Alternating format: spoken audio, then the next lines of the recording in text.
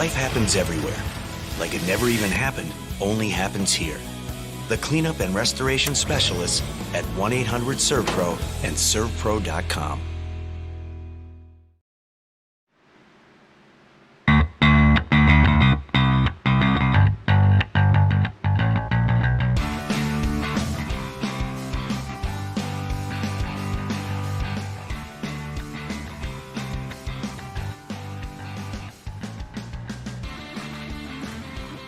Ladies and gentlemen, welcome live to 3Y TV and tonight's broadcast of the Hacksaw PC's Premier Series. We got the American Regardless 300 from the Charlotte Motor Speedway here tonight. 200 laps, 300 miles around this famed 1.5 mile racetrack. I'm Peter Shorten. Joining me in the booth here tonight is Greg Rentz and Nicholas Rees. And I'll tell you what, Greg, it's going to be a long night tonight. 300 miles supporting the American Regardless. And all their clothing that they put together, go check them out. Very cool, because the winner here tonight gets either a hat or a t-shirt, their pick, from American Regardless. But they're going to have to get through 300 miles of this racetrack. It is going to be an endurance race here tonight, Greg. Longest race of the year in the ASRS calendar, Peter. 300 miles, 200 laps around the 1.5 mile Charlotte Motor Speedway. Probably one of the crown jewel facilities of real-life racing. Charlotte Motor Speedway, located right in the heart of racing country, Charlotte, North Carolina. And tonight, we're going 200 laps, 300 miles here at Charlotte Motor Speedway. It's going to be a long one, and like you mentioned, it is an endurance race, and these drivers are going to have to be patient. They're going to have to show a lot of patience and tenacity to be able to make this one work for them. To finish first you must finish. Now, going back 1 week ago, Martinsville. We had the Glassdoor Brewing 200 last week, and I'll tell you what, there was a lot of caution flags. A lot of drivers didn't finish last week at Martinsville. There was a lot of chaos. I'm sure a lot of these drivers looking to bounce back tonight with a clean race, because there are a lot of drivers already on the line of possibly being on probation for a race, or sitting out a race. Tonight, we have quite a few drivers suspended due to things that happened last week at Martinsville. Drivers like Jared Haggerty, Alan Young, Will Worsler, Tim Knott, Chris Stouffer, Jonathan Holstein, Shane Parrish, Woody Mahan, Jay Crable, and Ethan Adams not in tonight's race. And I'm sure we already got Nikki Worsler and Jay Crable in the chat. I'm sure Nikki's upset with her husband not being out there on the racetrack here tonight. Make sure you go let him have it, Nikki, because the Will Worsler Racing number 29 won't be on the racetrack, and Jay Crable, War Turtle Racing, won't be on the racetrack here tonight. But one of his drivers, James Lorello, currently sitting 7th on the board. He wasn't a War Turtle Racing driver last week. The Adrenaline Motorsports driver has jumped over to War Turtle Racing, and we will see that number 3 machine got Glassdoor Brewing on the hood of that car here tonight, and that will be pretty cool to see, Greg, here early on in the season. Things kind of jumping over, drivers already starting to switch around, trying to figure out who to work out with, and it's pretty cool to see the number 3 in Glassdoor Brewing paint scheme. Yeah, silly season takes no off season here in the ASRS. They are bouncing back and forth throughout the course of the season. Very interesting to see these drivers switching teams mid-season, but it also makes for some interesting stuff, Peter, because now you've got different drivers working together than you were seeing possibly last week at Martinsville or earlier in the season, such as Daytona, Atlanta, places like that. You see different teams going on, and it could also shake this up here with different drivers working out. Peter, let's go to the point standings. Yeah, right atop the point standings is John Jenkins. And I'll tell you what, John Jenkins has been oh so fast. Had a little bit of heartbreak there right at the end of the Martinsville race last week. But now that has allowed Mitch Brown to close right in on him, only 3 markers back. Tyler Seville sits 3rd in points. Tyler is still looking for his first win of the 2020 Hacksaw PC's Premier Series. Will he pick that up here tonight? Been very, very fast in practice, currently sitting 2nd on the board. Greg Evans, 4 wins to his name, sitting right behind him. And then Will Worsler, 5th, will be sitting out tonight. And Michael Krobach in the number 72 machine. We'll have to see how he fares out there on the racetrack, whether or not he can get a good finish to get himself a little bit closer to Greg Evans in front of him. Brian Yazdick, Christopher Bouchard, Jimmy McKee, and Jason Stewart round out your top 10 in points. But let's go down to our friend Nicholas. And Nicholas, This racetrack, very difficult racetrack. It's kind of got a quad oval to it. Race is very different than the other quad ovals that we've already been to so far this season in the Hacksaw PC's Premier Series. Tell us a little bit about what you expect to see here tonight in this 300-mile event. Well, I'm hoping it's going to be a lot better than what we saw at Martinsville last week. Hopefully not as many cautions, and of course, that's something that you can expect from Martinsville. But that was last week. We're here today, this Tuesday, here at Charlotte Motor Speedway, and I'm not expecting a lot of cautions, but you never know. It's Charlotte. We have 300 miles, 200 laps here, and anything can happen, really. But hopefully a lot of these drivers are going to be maybe working together with each other. Maybe we'll see like couple packs forming together to get from one another. And I don't know, hopefully seeing a lot of working together, pit strategies come into effect. And yeah.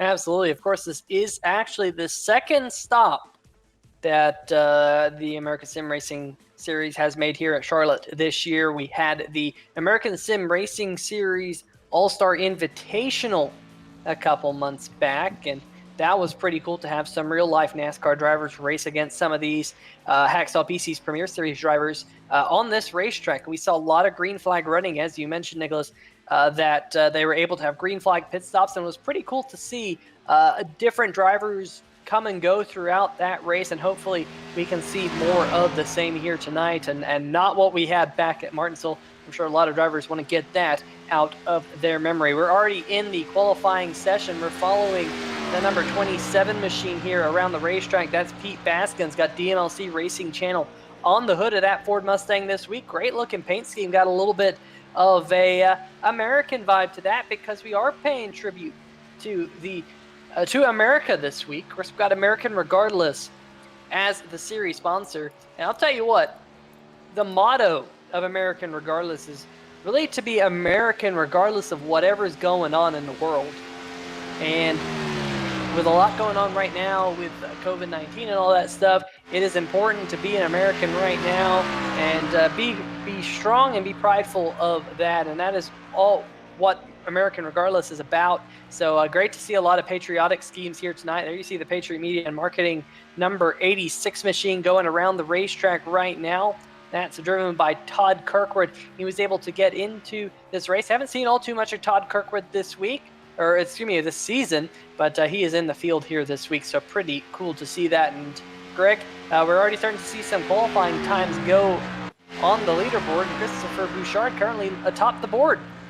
Yeah, Chris Bouchard, Richmond pole sitter earlier this season, having a good qualifying run so far. The only driver to go a 29.1 in this qualifying session so far. Chris Bouchard, 29.190, the time on the chart right now. Only driver in that bracket. Jamie McKee second. Chris Bouchard coming by to complete his second lap. Goes a hair faster, and when I say that, I mean 1/1000th quicker.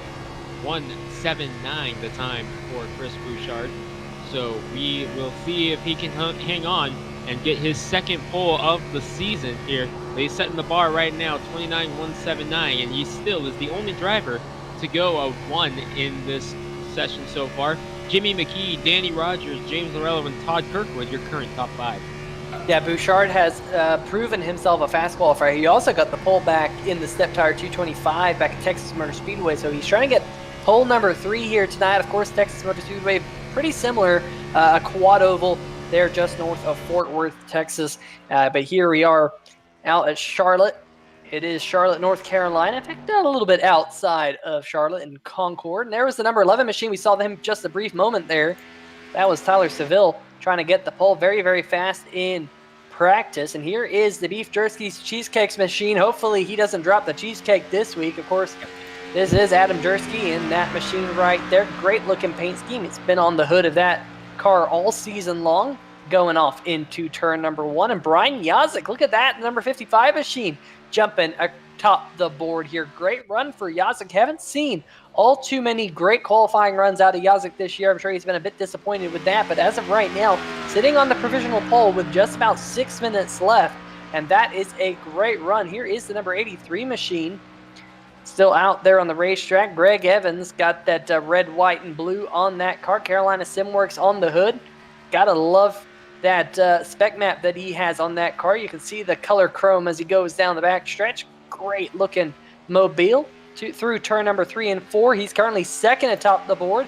Can he pick it up on this lap number 2? He will not by 4/1000ths of a second, so he will stay P number 2. But Nicholas, we're seeing some very, very close times right up at the top of the board. Indeed, and I've been taking a look at a couple qualifiers here, a lot of them looking fast, and what I've noticed from some of the qualifiers that have been qualifying down low, some of them had a couple issues. I saw one spinning after hitting the apron coming into a turn, and you hate to see that, and that just ruins your qualifying time.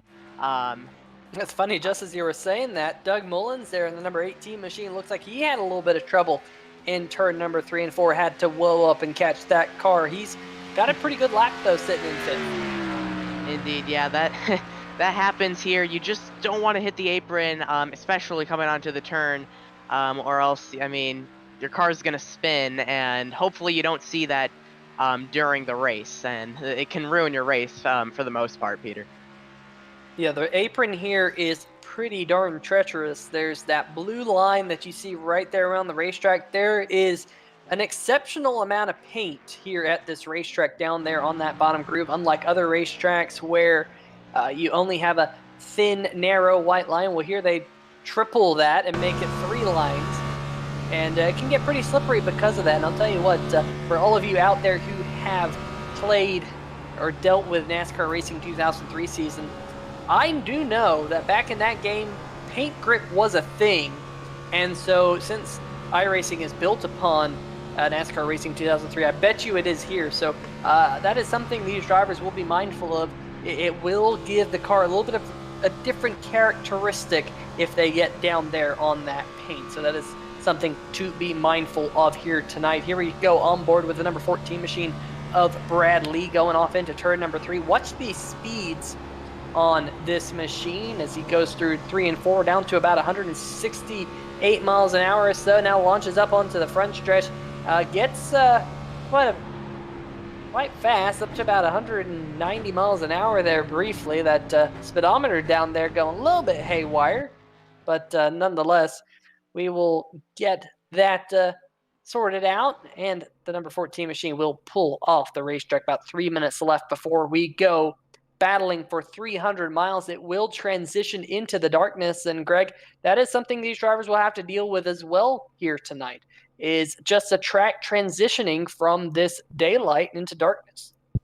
It does, Peter. I actually announced another race at Charlotte last night in which it was the exact same situation. Started in the afternoon and raced its way into the night, and that played a very key role in that race, was the transition from day to night as the track temperature continued to cool down, and grip stuck around a lot longer than drivers would be used to if they would run, say, in the daytime. So that's going to be interesting because these drivers may be more used to running on hotter, slicker track surfaces. With the cooler track temp that comes at night, there's going to be a lot more grip in the tires as opposed to what they're used to late in the run, Peter. So we might see some guys be willing to take a few more chances late in the run with a little bit of extra grip going on with them. That we will have to see. And of course, they do have a tire limit here in the Hacksaw PC's Premier Series. So that always plays into the strategy in these drivers' head. Let's go over to the chat for just a brief moment. We have Jonathan Holstein joining us as well. And Jonathan, shame you're not out there on the racetrack, but he's rooting on the number 26 of Lee Staples as well as the number 66 of Edward Bray here tonight.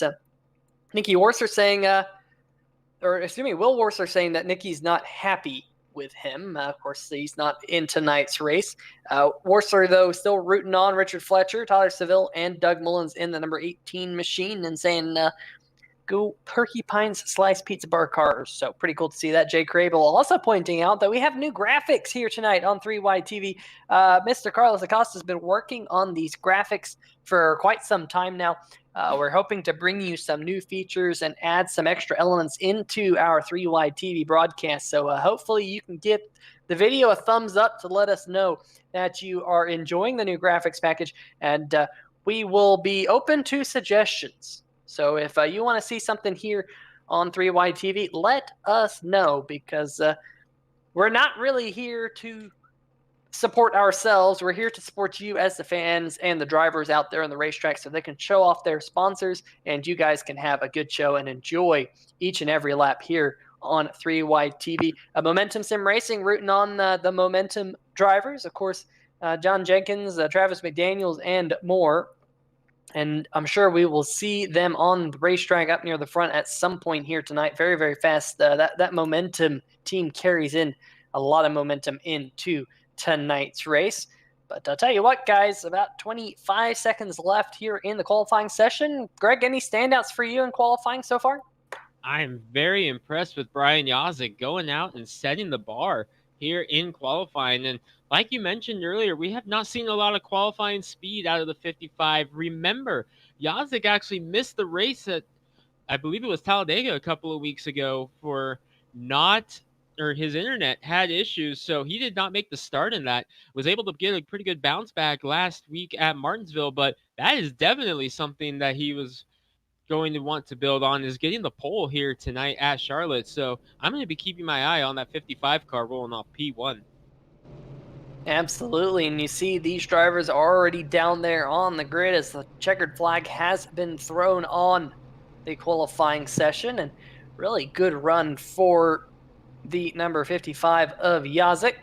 You see everyone just popping up right there. Number 7 of John Jenkins. Look at that paint scheme right there on the start-finish line. Make sure you get a screenshot of that, Mr. Jenkins, because that will be a pretty cool screenshot. Well, let's see if we can go through tonight's starting lineup for you here around this 1.5 mile racetrack. Starting on the pole, like you said, Greg, is Brian Yazik in the number 55, and to his outside, Greg Evans looking for his 5th win of the 2020 Hacksaw PC's Premier Series here tonight. Row number 2, the number 11 of Tyler Seville, very fast in practice. Backed that up with a great qualifying run into his outside the Momentum Sim Racing machine of Christopher Bouchard.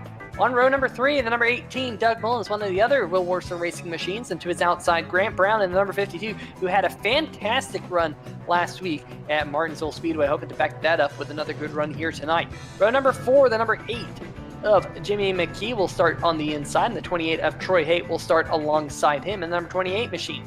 Starting in the 9th spot, Danny Rogers in the 95, and James Lorello, new to War Turtle Racing this week, will start from 10th, Greg. Todd Kirkwood making a rare start tonight, rolls off in the 11th spot. Good qualifying effort for him. Jordan Harnish had a great run at Martinsville last week, looking to build on it. He will roll from the 12th position. Mitch Brown, the winner here when we were here for the All-Star Showdown back in early April. Mitch Brown will roll off in the 13th position with Tony Schoen to his outside in the number 33. Nick Curling, haven't seen him in a while, in the 15th position with Clarence Bonner, another driver who missed the race last week, in 16th position. Kelsey Rogers will roll off from 17th to his outside. Adam Jersky looking to hang on to the cheesecake tonight. He starts 18th. John Jenkins and John Broussard round out the top 20, Peter. Starting in the 21st position, Michael Krobot. 22nd, Jackson Van Valkenburg on row number 11. Row number 12, the number 1 machine of Jason Stewart and Michael Whiting. Row number 13 behind them is the number 36 of Ty Hester and Edward Bray. Row number 14 behind them, Brandon Stokes and Steve Buhala. Row number 15, Lee Staples and John Gallagher. 31st, 32nd, Bradley Richard Stallings. 33rd, Pete Baskins. 34th, Cody Spiker. Craig Stykes, John Van Bareilles, J.R. Bash, Richard Fletcher, and Sam Crow round out the 39-car field here tonight. The pace truck about to head down pit road.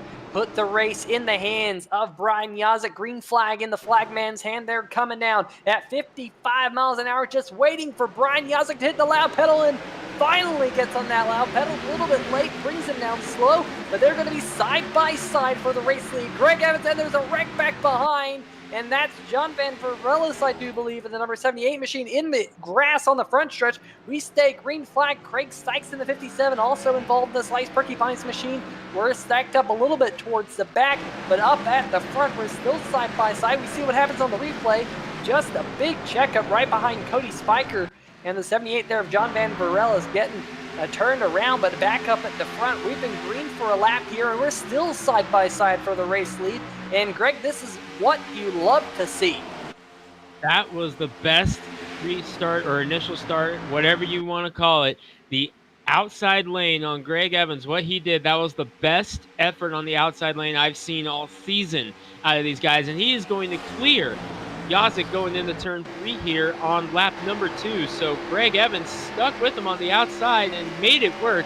Greg Evans leading the way here at Charlotte with Yazik and Seville riding in behind him. And now, Peter, we're starting to see these guys get single file, and we're starting to see some of the draft that we've seen on the mile-and-a-half tracks this season. We're starting to see it begin to take shape here on lap number 3 with Greg Evans out front. Yeah, we're pretty much single file all the way back to Todd Kirkwood in the number 86 machine. He's losing a couple of spots here in the early going, just trying to keep that car clean. And I'll tell you what, Nicholas, a lot of action, especially back there towards the back of the pack, with a couple of cars getting shuffled around, some side-by-side action back there. Looks pretty interesting. Some comers and goers already here in the early going. What are your thoughts? Yeah, I've been taking a look at the back of the pack for quite a while now, and yes, as you said, they are a lot of cars shuffling around here, and some cars trying to catch up already with the front of the pack as cars are working together. And it's early and anything can happen, but I'm seeing a little bit of side-by-side action here in the back, and it's pretty interesting. Yeah, great start here to the American Regardless 300. I think we're already starting to get a vibe from some of these drivers. Hey, let's just settle in. Let's find our groove. Let's find our rhythm. It's a long race here tonight, and of course we will end under the lights more than likely, unless by some freak show we'll be able to get through this with some light out there. But the American Sim Racing Series actually does do 2 times multiplier on time, so 1 hour is 2 hours in the sim and whatnot, so more than likely it will end in the darkness here tonight. Just think about the Coca-Cola 600. We're basically simulating 600 miles time-wise over this 300-mile race, so I'm sure it will end in the darkness, but already single file for quite a ways back. First side-by-side battle is between John Broussard and Adam Jersky in the number 71 machine. They get single file now.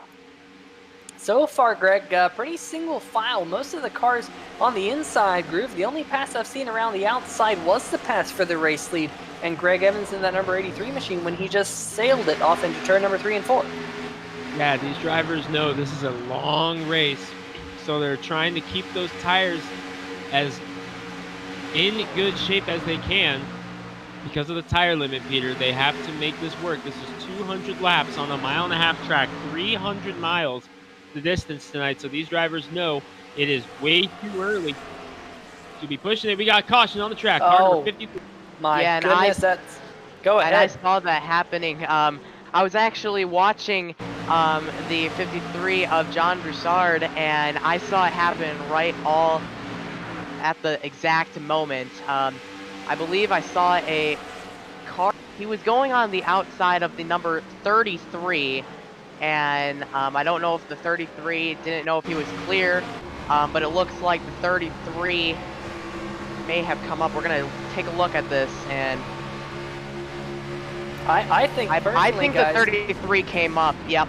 I personally think that this is a little bit of netcode. I've seen this from a couple different angles. See if we can get this from the air, maybe from a helicopter cam. Unfortunately, Jackson von Volkenberg in the number 23 machine had nowhere to go. Okay, this is from the helicopter cam. And look at this, coming out of turn number 2. There's a little bit of daylight between them. They might have kind of both come together, but there was just a little bit of daylight between those two cars. And unfortunately for John Broussard, he went absolutely flipping off the catch fence. Let's see if we can go on board with Jackson and Volkenberg. Watch this in front of him, folks. There's a little bit of a gap between, you can't really see, covered up by the Beef Jersky's machine of Adam Jersky. But unfortunately for the number 23, nowhere to go. And unfortunately here in the early going, we're under the first caution of the night here on lap number 10. Just when things look like they're getting sorted out, I do believe Netcode has claimed its first victim. Let's look at this from the turn 3 camera, and boom, number 53 machine shot out of the wall like a cannon. And unfortunately, doing a few barrel rolls, and on pit road right now, I believe that will be the night for John Broussard. Jackson Van Valkenburg has also taken his machine to the garage, which is such a shame. Tony Schoen there in the number 33 machine got a little bit of help from the number 66 of Edward Bray. Otherwise, he would have gotten away without all too much damage. We'll have to check in with Tony Schoen. Had a great qualifying run here tonight. Here we go on board with the number 10 machine. This is Nick Curling. And let's see this all happen right in front of him, because, folks, this is going to be as crazy of an angle as you're going to see all day. Oh, man, just bouncing it off the outside wall, the inside wall. Ed Bray there coming across his nose. Hopefully not all too much damage. There's, I believe that is the 86 machine, Todd Kirkwood there. And we already have a couple cars on pit road, including the number 10 machine of Nick Curling. But your leaders all staying out here. Everyone on pit road trying to get damage repaired. Remember, they do have tire limits here in the Hacksaw PC's Premier Series and the American Regardless 300 here tonight. So they have to be mindful. They can't just come down pit road willy-nilly. And Greg, that has been so awesome to see that level of strategy come into play this season in the Hacksaw PC's Premier Series. It's going to be even more tonight, Peter, because this is such a long race. It's going to be definitely interesting to see how these drivers elect to go about the course of the day, and we'll see how the tire limit really affects them tonight, because like we've said, such a long race here tonight, and we've seen what the tire limit has done for the racing this year. It has been incredible racing to see how these drivers take to the track and handle that. Also, don't forget, these drivers don't have a fast repair, so it is a long race, and if you get caught up in an incident early, like Broussard and Van Valkenburg and the likes that were involved in that, it could be an even longer day, because not having that fast repair is going to make your day even longer, and you don't want to get caught up in an accident that early, because you can see Van Valkenburg already out of the race and Broussard likely out of the race, and we are only, I believe we were on lap 8 when that caution came out, 8 of 200, and already 2 drivers behind the wall, so definitely could be a long day for these drivers. Absolutely. You get a little bit of damage early on, and you have to live with it for almost 300 miles. That is not what you want to have happen. Jackson Van Valkenburg in the chat saying, just sad. Yeah, man, you had absolutely nowhere to go. Very tough break with that number 23 machine. Mitchell Herring saying, Adam Jersky, let's go. We got Corey Silva in the chat. Corey, how's it going? Glad to see you here. Of course, coming back to the American Sim Racing Series to let us know how it's going in the chat. Mark Risa also rooting on Adam Jersky. All right, Mark, do you know what cheesecake Adam's brewing this week in the oven? I'm curious to know. The kind that I'm going to eat. That's the kind of cheesecake. I mean, last week, I can't remember what it was last week. It was so extravagant. Chocolate peanut butter. Well, hopefully we can get some good one up here in the booth. Hopefully he doesn't drop it this week, because, oh, man, that was an absolute disaster last week at Martinsville. But I can say right now that the Pace truck lights are off. We'll get set to go back racing here for the first restart of the night. Greg Evans of the number 83 machine out front. 55HPPsimulations.com machine to his outside. We got Mark Cohn in the chat as well, the DMLC Racing Channel. Great to see you in the chat here tonight. Got the DMLC Racing Channel on a car here tonight as well. That, of course, is the great-looking number 27 of Pete Baskins. Hopefully we can see Pete make his way forward, currently back in the 23rd position, excuse me. He actually has gained quite a few spots from the start of the race, so he's on the right path forward. Pace truck headed down pit road this time. There it goes. Adios, amigo. And now the race is in the hands of Greg Evan in that number 83 machine. And there he goes, already on the loud pedal. He was in that restart zone and caught the number 55, sleeping just a little bit. Will pull Tyler Seville in that number 11 machine right up alongside of the 55. Now we're going to be side by side for a second here, going off into turn number 1. Seville on the inside group, getting a good run. The number 18, his teammate Doug Mullins right behind him, also getting underneath Brian Yazik. So Yazik here kind of stuck to the outside. And Greg, we've seen that outside not be the preferred line here in the early going. And Yazik here in danger of losing a top 5. Yeah, Yazik did not get the restart that he wanted there in the 55. But how about those two drivers, saying second and third, the Will Warsaw Racing drivers, Tyler Seville and Doug Mullins, having a great run here so far in his number 18, and we talked about it a bit last week. I love the purple and white entry there that Doug Mullins has concocted for the last couple of weeks. That is an awesome looking race car, and it is good to see it up front having a good showing right now. Meanwhile, back behind them, Chris Bouchard in the 50 has gotten around Yazik as well, and now Jimmy McKee still paying tribute to Jim Foose in the number 8 side-by-side with Brian Yazik. That will be for the 5th position, and Peter, like you mentioned there, Yazik was in trouble dropping out of the top 5. He is fighting for dear life to keep that top 5 going right now. Inside of him is Jimmy McKee, and like we mentioned, that outside lane just did not get the restart that Brian Yazik wanted, and that's unfortunate for him because we saw that the outside lane does have potential with what Greg Evans was able to do on that initial start. I'll tell you one thing that I've noticed though, Greg. Jimmy McKee just broke into the top 5. Remember what he did in the All-Star Invitational in that number 8 machine. He just slowly but surely made his way up to the front right here at Charlotte Motor Speedway, and he's doing it again here tonight in the American Regardless 300. I'm wondering if Jimmy McKee likes this place because he runs really well here, and once again, up there in the top 5. Hopefully he can stay there for the remainder of the night. Biggest comers and goers so far, well, the biggest gainer has been Cody Spiker in the number 19 machine. He's up 16 positions from where he started. And Tony Schoen, who just had to serve and end the longest line penalty, he has dropped the most positions at -19. We'll have to see if Tony can work his way up. Of course, Tony Schoen is one of those drivers who is an absolute master of the IndyCar, trying to carry that over here into the Cup cars. But we're pretty much single file throughout most of the field, Nicholas. What are you seeing out there on the racetrack right now? Anything interesting? Well, I've been seeing here in the back, I'm seeing a little bit of side-by-side action, some nice battling going on for position here. As I'm looking at the Adam Jersky right in front of him, some side-by-side action as they go back to single file. But it's been pretty interesting here, some cars battling for position and hoping to get back up to the front, Peter.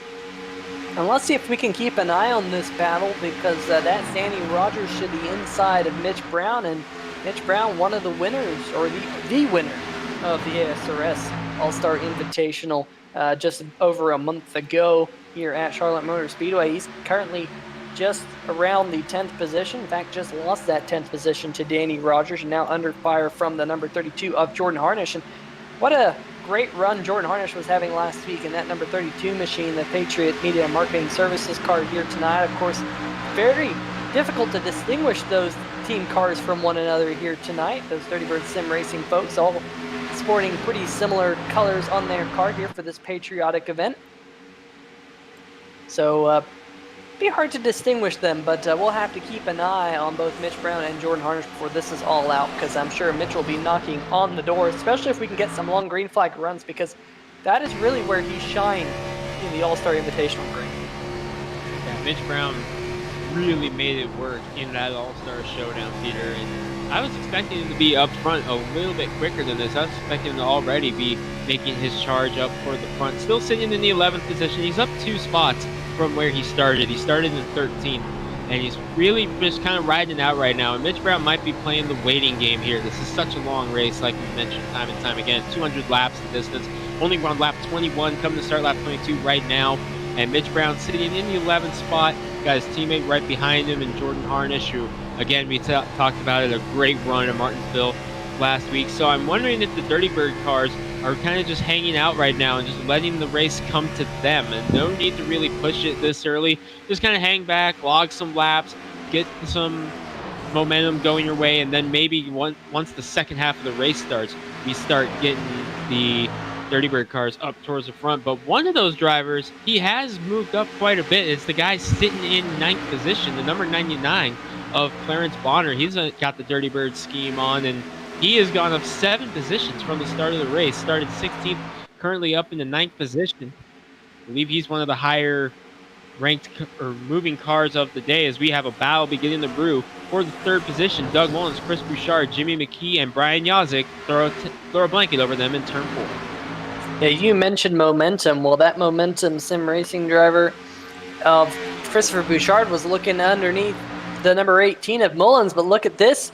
battle right up at the front. Tyler Seville now looking underneath Greg Evans. Evans, who has led pretty much all but one lap so far, will relinquish that lead, I do believe, to Tyler Seville. They're still side by side down the backstretch. Remember, Evans, though, so strong in turn number 3 around the outside on the first lap, unable to back that up here now with slightly older tires. And Tyler Seville will take the race lead in that number 11 Slice Porcupine's machine and will lead his first lap of the day. We'll have to see if Tyler can pull away from the Carolina Simworks number 83 of Evans. Here as these laps go on, a little bit further back, here's James Lorello sporting the new War Turtle Racing scheme. Glass Door Brewing on the hood. He's inside the top 10, right behind the number 55 of Brian Yazik. Remember, Yazik slid all the way back to 6. He's trying to get back up into the top 5 underneath the number 8 of Jimmy McKee. They're going to be side by side coming out of turn number 4. And this is some great racing, guys. You know, we're starting to see these drivers have some patience out there on the racetrack. Let the racetrack kind of come to them and take what's given to them out on the racetrack here in the early going, not really forcing all too much. But when a door opens, hey, you take it, you show your nose, you race them for that spot. And Jimmy McKee, on the other hand, showing some good defensive work, trying to hold on to that position by running hard around the outside. And Nicholas, this is what you just love to see here on the iRacing Simulator here with these fixed setups. Of course, if you're new to iRacing, all these drivers have fixed setups. And Nicholas, it puts on some fantastic racing like this. It does, and of course fixed setups, not allowed to really change anything with your car. All of these guys are running the same exact pressure, like everything, with their tires, everything. It's all the same with each of these cars if you are new to the iRacing service. And we got some interesting battles back here in the back. I'm seeing a lot of side-by-side action now, and some cars working together, and I've actually been noticing some connection issues up front from some of these drivers, so hopefully they get those worked out and that does not cause anything too terrible. Absolutely, that would be something that you just wouldn't want to see. We've seen it before where a little bit of connection issues causes some havoc, but hopefully that all stays away here tonight. Here's Cody Spiker doing battle with Ty Hester. Ty Hester with Glassdoor Brewing, and of course Cody Spiker with the Snap-on machine. This is a little bit further back in the pack, around the 17th position or so. And really, these guys have a great battle out the front windshield of their cars, because really from about the 14th position up to around 7th, it is just a freight train of cars right now. A lot of give and take between these drivers, but I'll tell you what, like I said just a minute ago, you open up the door just a bit and someone will fill that hole. Brian Yazik has got himself up into the top 5. Lorello followed him through up into 6th. That's put McKee back to 7th. Look at Troy Haight right behind him in the P&N Water Filters machine. There's Christopher Bouchard trying to close in on the number 18 of Doug Mullins, but up at the front, Seville has not been able to pull away from the number 83 of Greg Evans yet. There's still about a car length and a half between them. Still running around the racetrack, very similar lap times. You see up there on the top left of your screen. This time by Evans about a 1/10 of a second faster than Seville. So you can just kind of see that gap not really expanding at all. I'm sure Seville would be hoping to put a little bit of gap between himself and the number 83 now that he's got a little bit of clean air on the hood. Just unable to do anything with it. And as a race car driver, Greg, that can be a little bit frustrating. You're like, hey, I got to the lead, but I can't pull away. It can be, Peter, and what we're seeing right now, this is a product of the aero package that these Cup cars are using right now, both on the iRacing server and in the real world in NASCAR.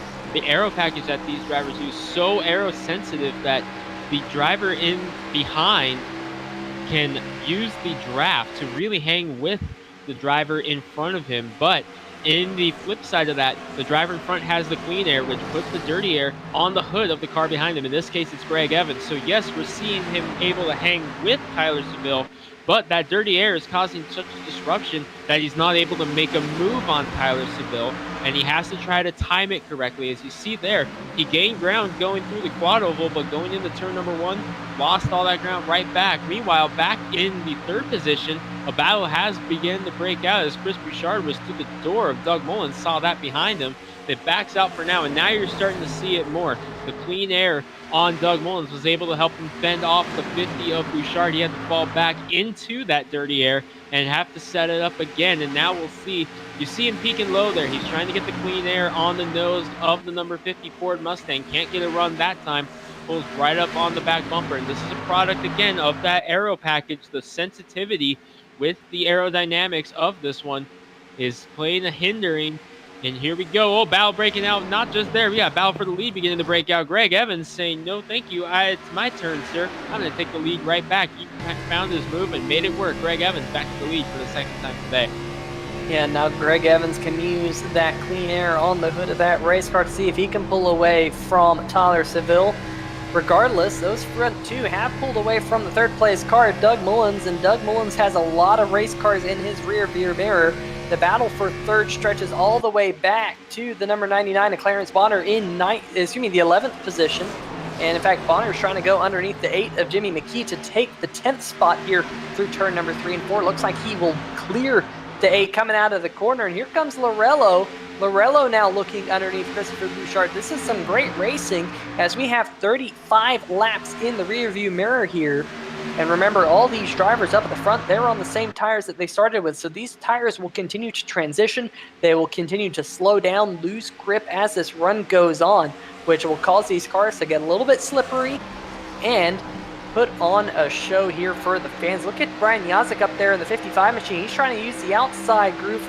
Haven't really seen all too many people use that outside groove yet to make a pass, but Yazik, remember, he qualified right up at the front here tonight.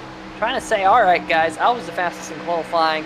I want to get back up to the front of the field here a little bit fast. Look at the number 3 of Lorello just chops up right in front of Yazik in the number 55 machine. Yazik does the over-under move, but unable to get to the left rear quarter panel, of James Lorello into the glass door brewing machine. So we will stay single file until the number 51 of Mitch Brown and the number 28 of Troy Haight. Mitch Brown also trying to use the outside groove to make a pass here. So maybe a couple drivers looking for some grip out there on the racetrack, looking for some clean air on the hood, Greg, because that downforce is oh so important on these race cars.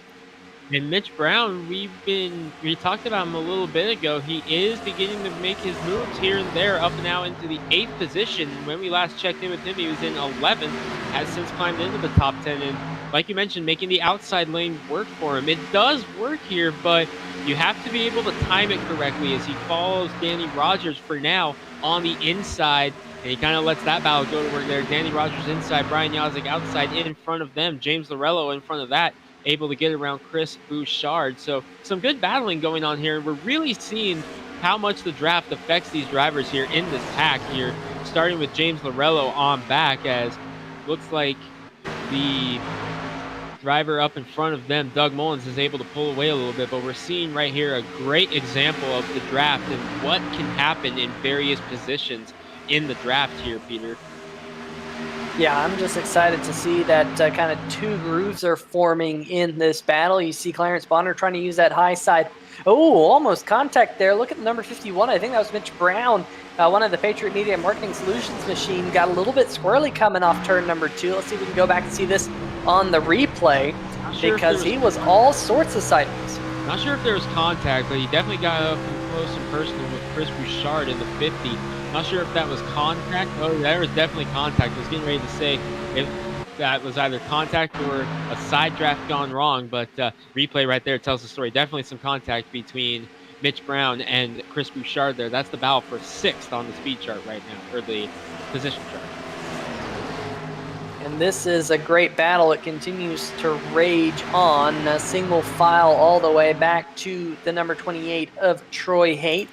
Haight doing battle with Clarence Bonner for the 9th position right now as they go across the stripe and go off into turn number 1. And Nicholas, this racetrack kind of like a roller coaster in turn number 1 and 2. The racetrack kind of falls away from you. There's a couple of bumps that these drivers have to fight with in the corner, and they just kind of roll out of it a little bit, let the car settle.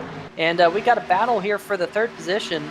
It's hard to jump in there, but the number 3 of Lorello and Doug Mullins in the number 18, Slice Porcupine's machine to the outside, the Glassdoor Brewing machine to the inside. Couple of purple machines, primarily purple on Doug Mullins and on the 3 at Lorello, but let's look at Danny Rogers, folks, slowly but surely creeping his way now up into the top 5. Rogers started this race inside the top 10 in 9th, and now he's gotten around Lorello, so he's up to 4th. Great start for this iRacing.com number 95 machine.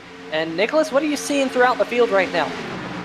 Like I have been the whole race, I've been looking, excuse me, near the back, and once again, still side-by-side action here. We've been seeing it a lot from the number 28 of Troy Haight with this battle between him and the number 55, your pole sitter, Brian Yasik. Pretty interesting battle back here, and then through his windshield, there's also a couple other side-by-side battles there, but it's been peaceful so far. I mean, we've just had a couple of cautions, and hopefully we can get some exciting action coming up here. Absolutely, and of course, one thing to be mindful of, all these drivers out there on the racetrack, they have yet to come down pit road. Well, probably in about 15 to 20 laps from now, Greg, we'll start talking about these drivers coming down pit road, as they'll have to come down for a splash of fuel, or maybe not a splash, but a full tank of fuel, because there's still a long way to go. But we still have a long way to go, and possibly green flag pit stops here in the near future. Yeah, it's been good to see these guys settle in and get a long green flag run in here, Peter. And we're seeing now these drivers are really beginning to show patience and really try to pick their spot, because they know the tire wear is getting worse and worse. And with that tire limit, it's going to be interesting to see what drivers elect to do here on this round of green flag pit stops. Danny Rogers has worked his way up into the 3rd position as he got around Doug Mullins, and Mullins is going the wrong way because Lorello got around him as well. Chris Bouchard to the inside, Mitch Brown behind him, but having some connection issues on the 51. That is not what you want to see if you're behind the wheel of the 51, or if you're a fan of the 51. He was blinking down the entire front stretch there. So Mitch Brown up to 7th, trying to get 6th right now from Doug Mullins, but the connection issues beginning to show their head. Wow, look at this between Bouchard and Mullins. Yeah, just kind of poking his nose to the bottom of the number 50 machine was Doug Mullins, and I think they're just kind of still sorting things out. We still have a long way to go. We have yet to get to the 25% race distance here tonight. Luckily, we've only seen one caution in tonight's race. I do want to note, one of the drivers who was involved in that caution was actually the number 7 of John Jenkins. Came into tonight as the points leader. Could have a pretty big impact on that points lead, since he only came in 3 markers above the number 51 of Mitch Brown. Of course, Mitch Brown running up near the front, and there you see a great paint scheme on the hood of that number 7, but as you can see, it is carrying quite a bit of front end and rear end damage. So he is well down the running order. We actually have had a couple drivers already come down pit road. One of those, the number 26 step tire machine of Lee Staples, and a little bit of contact on the backstretch between the number 51 of Mitch Brown and the 18 Slice Perky Pints machine of Doug Mullins. And they're still really tight. They're still leaning on one another here coming through turn number 3 and 4. Really tight racing between those two. Let's see this little bit of contact coming out of turn number 2. It was just a nudge right there. And it might have been a little bit of neck code. There might have been a little bit of gap between them, but there's definitely a nudge. They're still side by side out here. Great racing between these two. And like we've said, pretty much all night long, great racing throughout this field here in the early going of the American Regardless 300. If you're just now joining us, the winner of this race will go home with a American Regardless hat or an American Regardless t-shirt. If you want an American Regardless hat or t-shirt yourself, go check them out. Go Google American Regardless. And just as we saw Mitch Brown take that spot away from the number 18 of Doug Mullins, here comes Brandon Stokes, the other Momentum Sim Racing machine. That number 9 car right underneath Mitch Brown, filling that void. And I'm sure he's starting to see a couple of these cars, including his teammate Christopher Bouchard, go off into the distance. And Brandon Stokes, all of a sudden, starting to make some noise. He's gained a couple of spots this lap, from 8 all the way up to the 6th position. So 2 in 1 lap for him. What a move for Brandon Stokes. But this gaggle of cars, you could throw a blanket over them, and they've just been this way now, Greg, for about the last 20 laps or so. It's been fantastic to see all this action out of these drivers. It's been hard to look away from this battle. One more quick note on Brandon Stokes, Peter. You mentioned they're gaining a couple of spots to move up into 6th. He started 27th, and here he is in 6th place. Great job by Brandon Stokes as the action beginning to heat up on pit. Yeah, we got Kelsey Rogers and the number 8 machine of Jimmy McKee on pit road as we speak. They will find their pit box. Lap number 53 of 200 here. Will that force the hands of some of these other drivers in front of him? We'll have to wait and see. Keeping an eye on the fastest cars out there over the last few laps. Danny Rogers in the number 95 machine trying to make a move actually underneath the number 11 of Tyler Seville. He's been the fastest car on the racetrack on the older tires, and Danny Rogers just blows on by Tyler Seville. So Danny Rogers, great run for him, starting 9th up to 2nd here. Now has to try and run down the number 83 machine of Greg Evans, who has been very quick over the last few laps. But Danny Rogers has been about 1/10 of a second per lap faster. The bad news is Danny Rogers finds himself right now about 1.7 seconds behind the race lead, about 1.5, excuse me, that time by, as he was about 3/10 of a second faster than Evans's number 83 machine. So can Danny Rogers run down Evans before we get to the first green flag pit stops for the leaders? Well, we'll have to stay here on 3Wide TV and find out. Ranger Danger saying, hi everyone, hope to be back in the number 6 next week. Hopefully you can, Jared.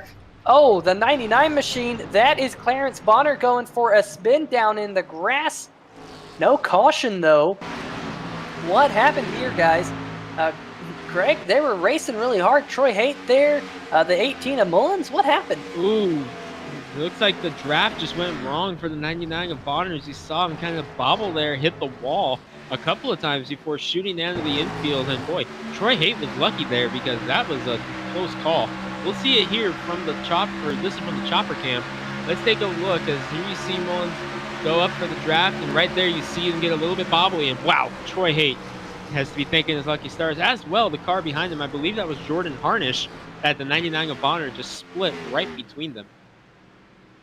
I don't know if the number 99 was trying to give a little bit of a bump draft to the number 18 of Doug Mullins, but there looked like there might have been a little bit of front bumper to rear bumper action down the backstretch before they all got out of shape.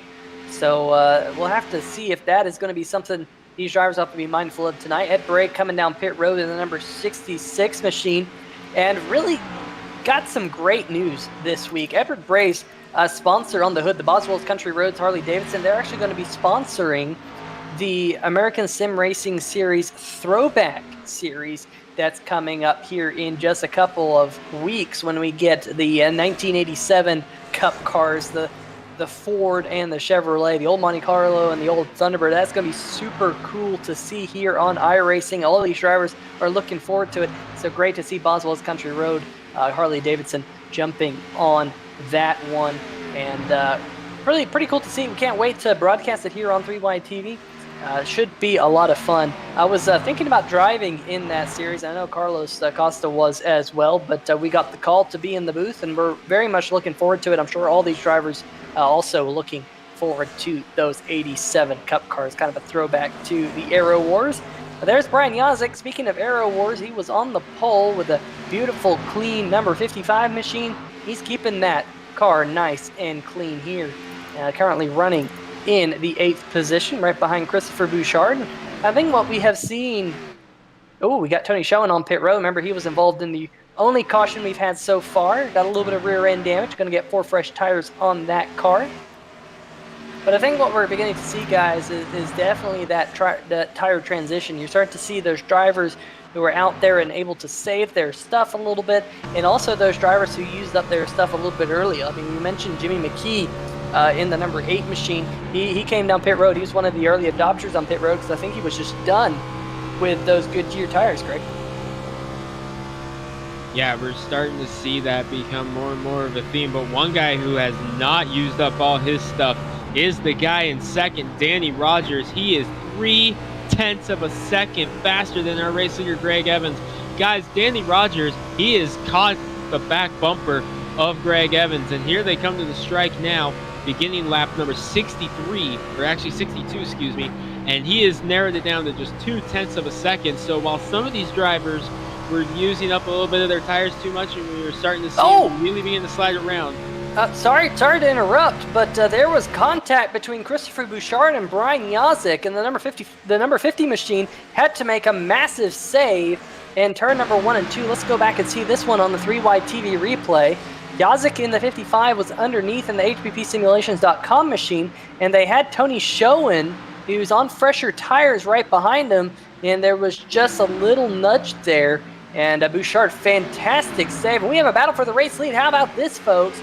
Danny Rogers has not only tracked down the number 83 at Greg Evans, he has blown on by him. That number 95 like a rocket here on this long run. From 9th to 1st here in under this long green flag run, that car is absolutely lightning quick, but we will have green flag pit stops here coming up shortly for a lot of these cars. We got Bouchard on pit road. We got the number 9 of Stokes on pit road. John Van Verellis, Adam Jersky on pit road right now. And I think what we're going to see here now, folks, is that the pit window is open for your race leaders. We've seen a couple of early adopters on pit road, but now we'll start to see those leaders come down pit road. And Nicholas, I think really this is when I was expecting them. Lap number 60 to 65. Have you seen any other drivers on pit road? I've been seeing some coming down pit road. I haven't exactly got their number, as I've just been seeing some drivers drive by, and then I saw some guys coming down pit road. But I did see some pitting a little bit earlier than others, as we have seen earlier in the race. And I think that some may be strategizing here, maybe pitting a little bit early to get some more further adjustments, and maybe some pitting later for littler adjustments. But we'll see here within the next couple of laps, as we are now on lap 62. So this is going to be pretty interesting. Or sorry, lap 66. I'm actually looking at a couple laps down car. My bad. Well, you know, one thing that I think is very interesting is that I predict the fuel window to be about 65 laps. Well, we did have a caution flag. Here comes the 83 coming down pit road. And wow, the number 95 as well. And the 83, Greg Evans, getting around Danny Rogers on this entry to pit road. We'll have to see how this happened. We'll come back to my thought in just a second. Danny Rogers slowing down in that iRacing.com Toyota Camry. And the 83 just said, all right, you're going to give me all that room up there on the high side. I'm just going to take it and go right around you. So a great move there. Peter, I don't think Greg Evans was intending to pit there, but knew that the 95 was quicker than him. So when Danny Rogers began to come in, Evans looked like he had to make a decision there, because he knew the 95 was quicker. So he may have been playing it safe and just saying, you know what, I don't want to risk losing more time to the 95. And that's why he kind of hesitated a little bit. James Lorello now on pit road in the number 3 for his service. That moves the pole sitter Brian Yazik back to the lead. But the way that all unfolded, I don't think that was Greg Evans' intention to pit right there, but he saw the 95 come in and realized that the 95 had shown a lot more speed than he had in the last few laps. So I think Evans kind of had to pit there to avoid losing even more time to Danny Rogers on the fresh tires. Absolutely. That is probably a wise observation for sure. You want to go down pit road with people who are your key competitors, and there you can see the number 83 machine getting back out onto the racetrack. In fact, I don't even see the number 95 machine. Where is Danny Rogers? There he is, right on the right side of your screen. Lost a ton of track position. There he is, right in front of Richard Fletcher in the Slice Porcupines machine. But let's go back to the thought that I had just before I got cut off and the leaders came down pit road. I'm expecting to see about 65 to 67 laps on a pit window. What we had a couple of caution flags early. This is a 200 lap race, folks. You divide that number by 3, you get 66.666 repeating.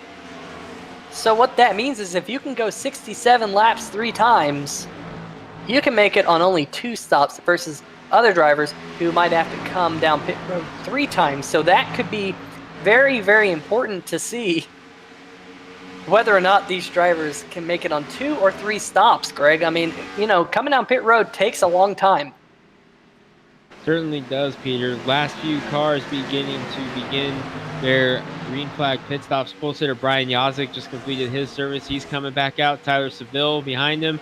He led for a little bit. He is out there now in the number 11, right behind Yazik. That moves the lead at the time being to the 10 of Nick Curling, who slid up right in front of Richard Stallings in the 17. Nick Curling, one of the last cars left, not on fresh tires, and we are seeing right now how much the new tires is paying dividends as opposed to the old tires right now, Peter. That number 10 of Nick Curling is in trouble trying to hang on to it right now.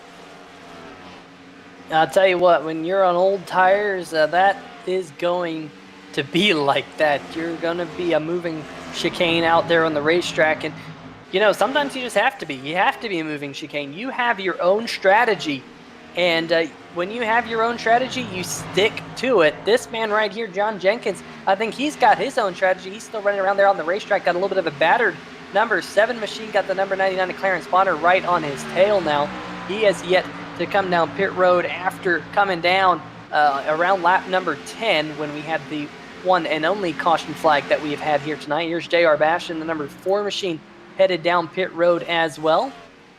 So Cody Spiker in the number 19 currently is up there in the 5th position right in front of Greg Evans. Brandon Stokes, what about him in the number 9 machine? Remember, he came down pit road a little bit early. Undercut Greg Evans a little bit. He's actually got around the number 83 machine as well. He's in 4th. Kelsey Rogers, one of the early adopters on pit road. He's actually closed in on the back bumper of John Jenkins, trying to get the 2nd spot. Kelsey Rogers, here you go. You can see how many laps it has been since these drivers were last on pit road. Kelsey Rogers, he was on pit road 10 laps sooner than the number 9 of Stokes. And look at Cody Spiker, Jimmy McKee. They were early adopters as well, coming down with Kelsey Rogers. But Nick Curling, he's been out there for 65 laps. Here comes the number 7 of John Jenkins. And I'm wondering if Jenkins has realized that, you know, when he made that early pit stops, he realized he could basically make it a 2-stop strategy from there, and he's kind of playing that. I'm sure he thought about that. He's been watching his fuel numbers, and he realizes he can get to the end from only one more stop from this point here in about 60 or 70 laps or so. So great heads-up awareness. Maybe Jenkins can turn around a bad night into a good night. Only time will tell here in the American Regardless 300. We still have a long way to go, about 25 laps away from the halfway distance. And we got this great battle. There's the number 95 machine. Danny Rogers right in front of the 3 of Lorello. This is a battle right now for the 6th position between these two cars. But Greg, I'm just surprised. Danny Rogers, he's now about 4 seconds behind Greg Evans. He lost a ton of time both getting to pit road and getting off pit road in that number 95. Yeah, Nick Curling pitting from the lead, but going back to what you just mentioned there, Peter, Danny Rogers, the 95, he slowed up so much there, pulling in that he lost all that time that he had built up over Greg Evans in the number 83. So now he's having to make it all back, and right now he's kind of stuck in between James Lorello and the 19 of Cody Spiker. This will put him in, I believe, 4th position once it's all said and done. Now he's able to get around them and try to get back to work on trying to catch up to the 83 of Greg Evans, who, by the way, we have a 3-car battle for the lead right now as Brandon Stokes has just gotten around Kelsey Rogers, bringing Greg Evans with him. So Brandon Stokes led that lap, so move Brandon Stokes up to the top of the charts, but Greg Evans trying to say not for long as he's to the outside. Yeah, that number 83 machine has been fast all night long, trying to get back to the race lead where he has been for most of the 77 and 9/10 of a lap. Ooh, almost contact there between the number 9 and the 83, but they keep things going straight and give the race lead back to the number 83 machine. And Nicholas, now that we've kind of cycled through these pit stops, what are you starting to see throughout the field? It's really spread out right now. Yeah, it's pretty spread out, and I mean, I'm seeing a lot of guys work together with the packs. They are trying to form these little groups, trying to get all into one piece near the front. I'm seeing a little bit of pushing going on even to get some guys up there, and a little bit of side-by-side action from a lot of these guys out here. For example, I'm taking a look at the number 8 of Jimmy McKee, who's just having some side-by-side action with a lapped car, Clarence Bonner, the number 99. A little side-by-side action going on there. But other than that, yeah, like you said, Peter, it's been spread out and should be interesting once these guys kind of regroup as they're trying. Well, let's talk about lap cars, because as of right now, we are down to only 27 cars on the lead lap out of the 39 cars who started here tonight. John Van Varellis has taken the number 78 machine to the garage. Unfortunately, Craig Stykes in the 57 Slice Porcupines machine, he has also taken that car to the garage. So we have 35 cars still running. Steve Puhala just took the Holco Intercon machine to pit road. He was one of the early drivers on pit road, but I believe this is a unscheduled pit stop for that Holco Intercon machine. He's been on pit road for about 5 minutes. He does have some damage on that Ford Mustang, so we'll have to wait and see whether or not Steve can get back out there into the fray. Clarence Bonner and Richard Fletcher both 3 laps down in 33rd and 34th, but meanwhile we got about 5 cars 1 lap down, all trying to get that lucky dog position. If a caution were to come out, they would be back on the lead lap. But Greg, why don't you take us through the field, starting with another fellow Greg? Yeah, Greg Evans in the 83, good first name for him, and he's having a good race right now. Started second, led the opening lap from the outside front row, and has really only been contested on the long run. As far as on the short run, which technically we are on right now because of the fresh tires, Greg Evans has been nearly untouchable in that number 83 car, up to a 1.5 second lead over Brandon Stokes. Most wins on the season here, and has led the most laps so far here today as we begin lap number 84. Another outstanding performance for the number 83 Chevy Camaro of Greg Evans, having an outstanding run. Meanwhile, a guy who has had to work his way through the field, started 27th position, is up to second now. That number 9 of Brandon Stokes, having a great run, using some patience, working his way through the field, got up to lead at one point, started 27th, led a lap, currently riding in second. Great performance from the number 9 of Brandon Stokes. Another guy who is having a good run is a guy who just took third, as we have a little bit of a battle going on here. James Lorello in the number 3, new team for him today, War Turtle Racing on the hood of the number 3 this week. New team for him, and it's off right now. Started in the 10th position, currently riding in the 3rd position after getting around Kelsey Rogers, who's in 4th. Another good run for Kelsey Rogers, has been up in the top 5, led a lap earlier before falling back in the field, and he is now under pressure from a guy who we have all really been impressed with today, Peter. Rounding out the top 5, well, not so much anymore as he gets around Kelsey Rogers, but Danny Rogers, no relation, as Danny Rogers has the extra letter in his last name in the middle. But what an incredible job by Danny Rogers in that number 95, because he has done an outstanding job. Yeah, he's slowly closing in on the back bumper of James Lorello as well. Got to give a shout out. We got a couple of people rooting on number 3 of Lorello in the chat. Barrett Lee in the chat, as well as Jay Crable, of course, rooting on his new driver. But let's pick it up with the 6th place driver right now. Currently, it is the number 32 of Jordan Harnish, the Patriot Media Marketing Solutions machine. He has gained 6 positions from the start of this race. Pitted 21 laps ago. Got some of the freshest tires in the field on that race car. He's actually closing in on a couple of the cars in front of him, including Kelsey Rogers. So it won't be all too long, I don't believe, until Jordan Harnish is back up into the top 5 in the Dirtbird Sim Racing machine. And right behind him, another almost identical looking machine. In fact, man, when we did that little camera pan between them, you could hardly tell the difference between them, because it is the number 51 of Mitch Brown. I'm kind of surprised Mitch Brown. I was expecting him to be right up there at the front. You know, we saw him just do a number on the field in the American Sim Racing All-Star Invitational here at Charlotte Motor Speedway, but has a little bit of quarter panel damage, as noted by Mr. Producer Carlos Costa, and that might be hurting him, because aerodynamics is so important here around this racetrack. We'll have to see if Mitch can overcome that. In the 8th position right now, your pole sitter, Brian Yazik in the HPPsimulations.com, and I'll tell you what, he's kept that car clean. I think what Brian probably was a little bit upset about was just saving his tires on that first run. It seemed like those tires kind of gave out on him. We'll have to see whether or not Yazik can do a little bit better job of saving those tires on this run.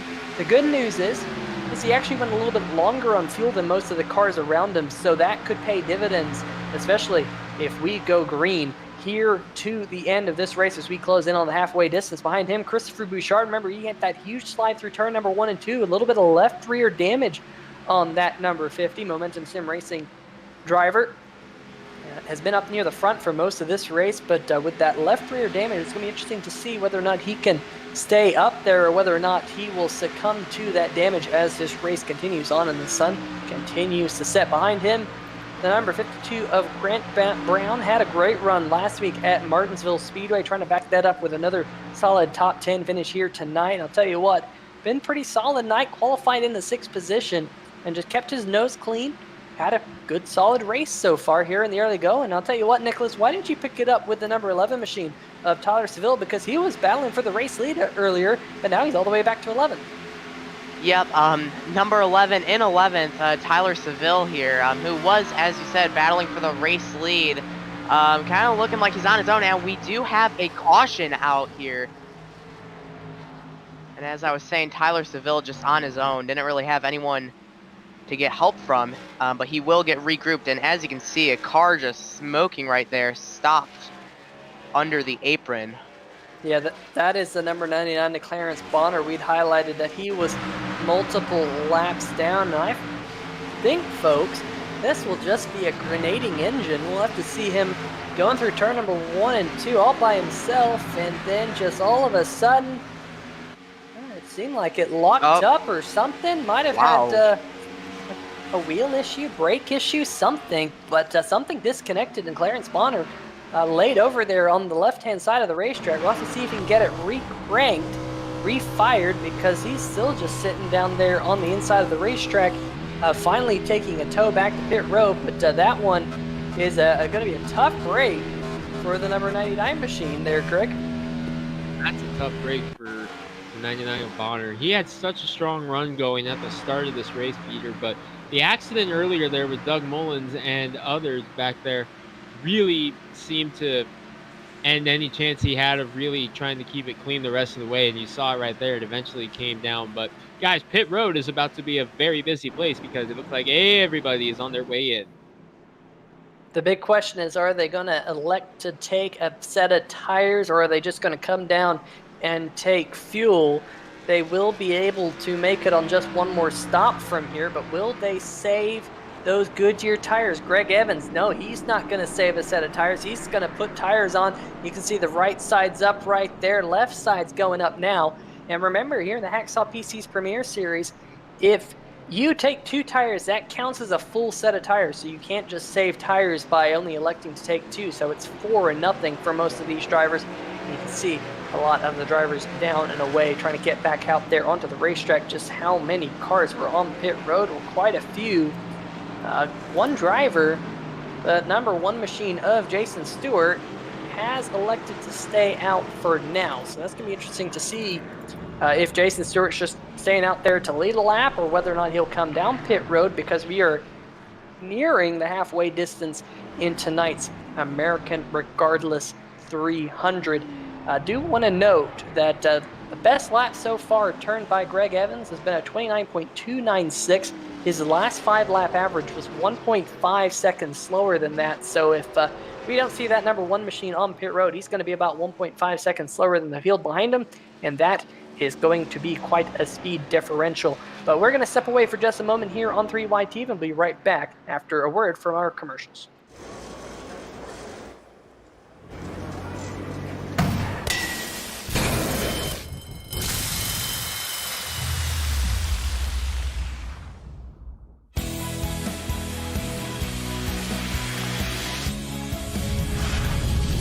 Life happens everywhere.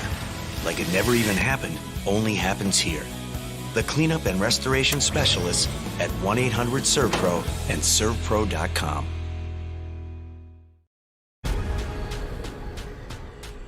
The most realistic online racing sim ever made. This is iRacing. Detailed laser scan tracks, fully dynamic real-world cars, and over 50 series to choose from. 6 online world championships offering over $100,000 in annual prizes. This is the original esport racing game. This is iRacing.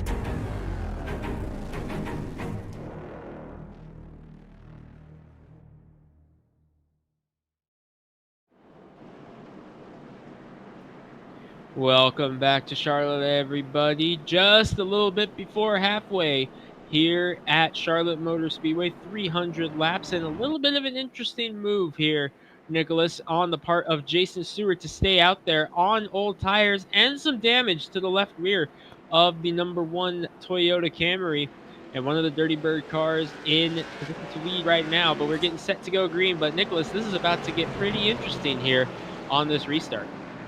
Yes, it will. And as you said, your current race leader, I'm probably not going to say like that, Jason Stewart, he has quite a bit of left rear damage and is running on old tires. So hopefully he will stay out of the way of everyone who is on fresh tires getting past him.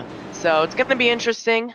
As you said it, 1 to green as they enter the backstretch. And hopefully going to be an interesting second half of the race as we are coming very close to that halfway mark as we're right now on lap 96. All right, Keep your eye guys. on the track. Oh, sorry, Peter. Sorry to interrupt there, Greg. I want to welcome Cody Leland in the chat. American Regardless, of course, sponsoring tonight's American Regardless 300. Hope you're enjoying the show. Cody, getting the word out for American Regardless. Great to see the winner of tonight's race receiving a hat or a t-shirt, their choice. After this one, it will be pretty darn cool to have the American Regardless 300 winner hat or t-shirt, because they make their own t-shirts. They're really, really cool. Go check them out right now as we're about to go back to green flag racing. And Greg, why don't you take us back to green flag here? #1 of Jason Stewart leading the charge. He gets a good restart there. Greg Evans not able to get the start that we saw, the initial start out of the 83. That's going to allow Brandon Stokes to get around him in the #9. And here comes Stokes as the #1 of Stewart, like we thought was going to happen, just moving over to let Stokes by. Evans coming with him. That may have been intentional on Evans' part to fall in behind the #9 so he could get down to the bottom as soon as he could. As you see right here, the difference, new tires versus old tires, and damage is happening right now. James Stewart is going the wrong way down the chart. But look at the cat sitting in fourth, guys. Danny Rogers, we've been talking about him, has very, very good long run speed on the #95 and trying to show what he's got on the short run as well. Up in the 4th spot right now, a great performance for that #95 Toyota. Absolutely. That #95 iRacing.com machine has been fast all night. And it'll be interesting to see now that he's really all these drivers are on equal tires, except for Jason Stewart, who continues to fall back through the field. But here comes the #83 of Greg Evans, trying to get underneath the #9 of Brandon Stokes to get the lead right back. And sure enough, that #83 clears the #9 and brings Lorello with him up into the 2nd spot, at least temporarily, as they're still side by side down the backstretch for 2nd. Back behind them, Danny Rogers trying to hold on to 4th, Brian Yazik in 5th. How about Kelsey Rogers? Gotta say, out of everyone who played their strategy right under that first round of green flag pit stops, was Kelsey Rogers, getting quite a few spots from it. But this battle for 2nd just not dying down. Lorello unable to get around Brandon Stokes. Stokes gonna hold on to that spot there, guys. And great job by Brandon Stokes to throw up a defense and keep Lorello behind him. Greg? Yeah, Brandon Stokes and Lorello, not only were they battling side by side there, they were also able to catch back up to Evans a little bit and gain ground on the race leader in the 83. So Stokes and Lorello both having great runs right now on this restart, as the top 3 have pulled away from Rogers and Yasik, 4th and 5th right now. Things beginning to settle down a little bit, though. This is kind of going back to what we saw at the start of the race, Peter. Settling it down single file early to try to get things settled in and settle in for a long run. But we're starting to see more of that right now. Evans leading the way, but Brandon Stokes not going away right now, per se, in the #9. Yeah, that #9 is not backing down. James Lorello Lost a little bit of ground in that number 3 machine, but he's still got a pretty good gap back to Danny Rogers. Remember, we have seen that long run pace out of Danny Rogers as he just kind of waiting for his time to work his way through the field. He was about 0.3 of a second faster than Greg Evans on that long green flag run that we had earlier. Very, very impressive. And then we got side-by-side battle between Brian Yazik and the 34 of Kelsey Rogers. And now Yazik's just going to try to go around the outside and back up at the front. We got a battle for second once again as Lorello caught Stokes. And Stokes is just going to let the number 3 by. I got to say, that's some gentlemanly racing there by the number 9 machine, giving the number 3 the spot, saying, you know what, we still have just under half the race to go. Plenty of give and take. I'm sure he'll be hoping to see that back from the number 3 in the near future, but good job there by the number 9 machine. Let it all race out, and I've been impressed here tonight, Nicholas, with the patience we've seen from a lot of these drivers. It's not like Martinsville last week where there was not a single bit of patience in the field. I'm sure a lot of these drivers can tell you that, but a lot of patience here tonight, Nicholas. Yeah, definitely a lot of patience, and patience is key when you are especially working together with some other people, not just being all aggressive. And now I am going to bring up a point from the last caution we saw with Clarence Bonner, the number 99, randomly just loses it, maybe a connection issue. He has confirmed that his wheel did come unplugged, so you hate to see it as a driver. Thankfully, he wasn't on the lead lap or anything where he was like up front or anything. Man, that would have been terrible. But you hate to see a connection issue such as your wheel coming unplugged. Yeah, and I'll tell you what, you know, here in sim racing, we don't often have some of the funky failures that you have in real life, you know, the transmission going or your brakes fading. But every once in a while, your wheel can come unplugged, and it is, you know, a tough scene. It just happens. That is one of the failures of sim racing. So hopefully you can bounce back next week, Clarence. Right here on 3Y TV, we have the Glassdoor Brewing 200 next week at Kansas right before the summer break. It'll be week 13 for iRacing. They'll be releasing all their new goodies around that week. So we will have 1 week next week, Glassdoor Brewing 200, and then that summer break before we get back to it for round 5 of the Surf Pro Wheelman Showdown at Michigan in the Motor City 200. But it is the American Regardless 300 here tonight, Charlotte Motor Speedway, 200 laps, and we only have 94 more to go as we have gotten over the halfway distance. Greg Evans, who just now joining us, has led a good portion of the first half of this race.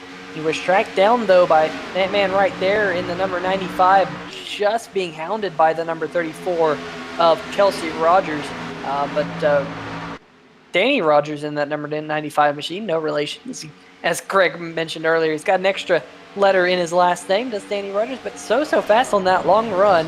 And now that we've had a caution recently, only 2 cautions tonight, everyone back on equal playing field when it comes to tires. So interesting to see that all plays out. Jason Stewart, remember, he restarted first when we had that restart not too long ago. In fact, it was about 15 laps ago or so that we went back to green flag racing. Well, that number 1 machine has fallen all the way back to the 24th position.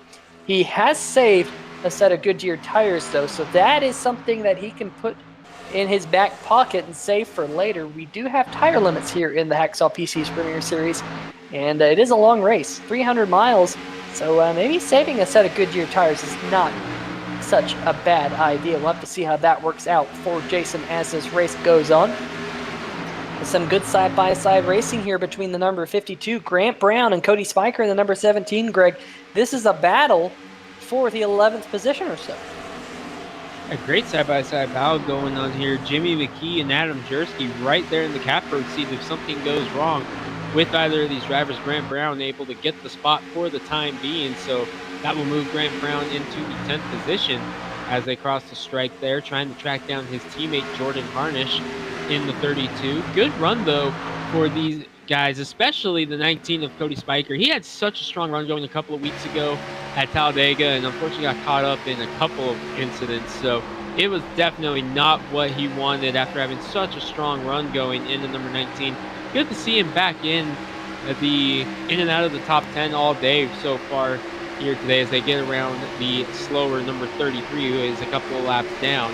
And now we're seeing Spiker go back to work on the 52 of Brown. And boy, Brown throwing the block there on Spiker. And you think it might be a little bit too early to be going that hard on defense?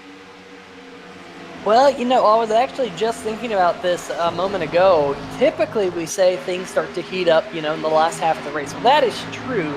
But the thing about this portion of how long this race is you might wait until the final 50 laps instead of thinking, oh, the last half of the race, this is go time.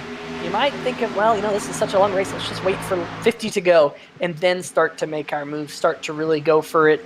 Just because of the longevity of this race, it is an endurance race. This is the longest race of the season, and having American Regardless on the sponsor for this race, the title sponsor for the race, it's really cool to see all these drivers in the field with red, white, and blue on the hood, the patriotic schemes.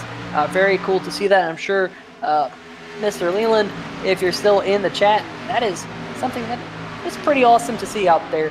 Of course, Mr. Leland is a former military man himself, so a veteran of the U.S. Armed Forces, so great to see that, and of course, really kind of honoring America with American Regardless. Like I said earlier, their motto is to be an American regardless of whatever's happening. They're putting their name on shirts and hats and a whole bunch of other things. Go check them out. You can go get an American Regardless tumbler, a whole bunch of different things. So, if you're in the market for that sort of things, I'm actually kind of curious to know if they have any American Regardless face masks right now. That could be an interesting thing. But I'll tell you what, we're in the last half of the American Regardless 300, and that number 83 machine, Greg Evans, he's right where he's been for most of the night, but he does have James Lorello right behind him. And what would it be like for Lorello, Greg, to get a win for War Turtle Racing in his first start for them? And he has been putting pressure on Greg Evans the last couple of laps. He's taken a couple stabs at him through the quad oval here over the last few laps, Peter. So a great run in his War Turtle Racing debut in the number 3. So the War Turtle guys got to be happy seeing this all go on right now with James Lorello. First start, like you mentioned, in the War Turtle Racing stable, and up in the second spot right now as they make their way past Ed Bray in the number 66. And they've pulled away from third place Brandon Stokes. Brian Yazik, who's back up into the top 5 after falling back around 10th for a good chunk of the middle race. And here comes Brandon Stokes trying to use the lap car of Ed Bray as a pick. So he's trying to get up there right now and got a good run at Lorello, but now loses touch with Lorello, who stays in second. But a great run here by James Lorello in his War Turtle Racing debut, hanging right up there with Greg Evans. And Evans has led the most laps here today, but he has had quite a few different challengers up there. Brandon Stokes got up there, made some noise. We know how fast the 95 is on the long run. Tyler Seville getting up and leading laps at some points of the race. He's back up in the top 10 in the Will Worsler Racing Slice Porcupines entry. He's up in the 7th spot right now, catching the tail end of this. So this race has had its competitors here, and Greg Evans definitely not having it easy right now as he continues to lead the way, but James Lorello beginning to fill the mirrors. So caution is out, Peter, and we got a spinner in turn number 1. Yeah, caution flag is out. We got a huge melee in turn number 1. Unfortunately, the 08, the 22, a couple of others, the 27 machine right there, Baskins. Lee Staples has come to a halt. Not quite sure if Staples was involved in this or not, but we do have a couple of smokers. Let's see what happened. Oh, Doug Mullins in number 18 involved as well. Mullins was up near the front earlier. Let's see if we can possibly see another replay of that. Look at this. So this is the number 18 machine. Got the 51 and Mitch Brown right behind him. And Mitch Brown gave him a little bit of a shot there through the tri-oval. And that number 18 got into the outside retaining wall. Look at Bouchard get into the outside wall. That's a huge shame for the Momentum Sim Racing machine. He has been so fast here tonight.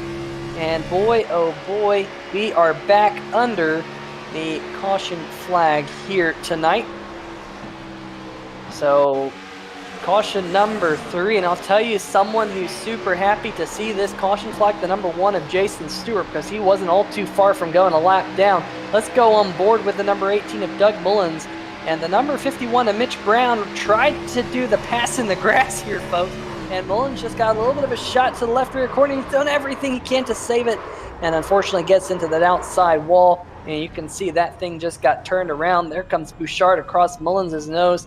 And be interesting to see whether or not that number 18 machine is driving straight or not, because Mullins was so fast here in the early going. He's on pit road right now to try and get some of that damage repaired, as has the number 17 on pit road, Whiting in the 22, Pete Baskins, Christopher Bouchard.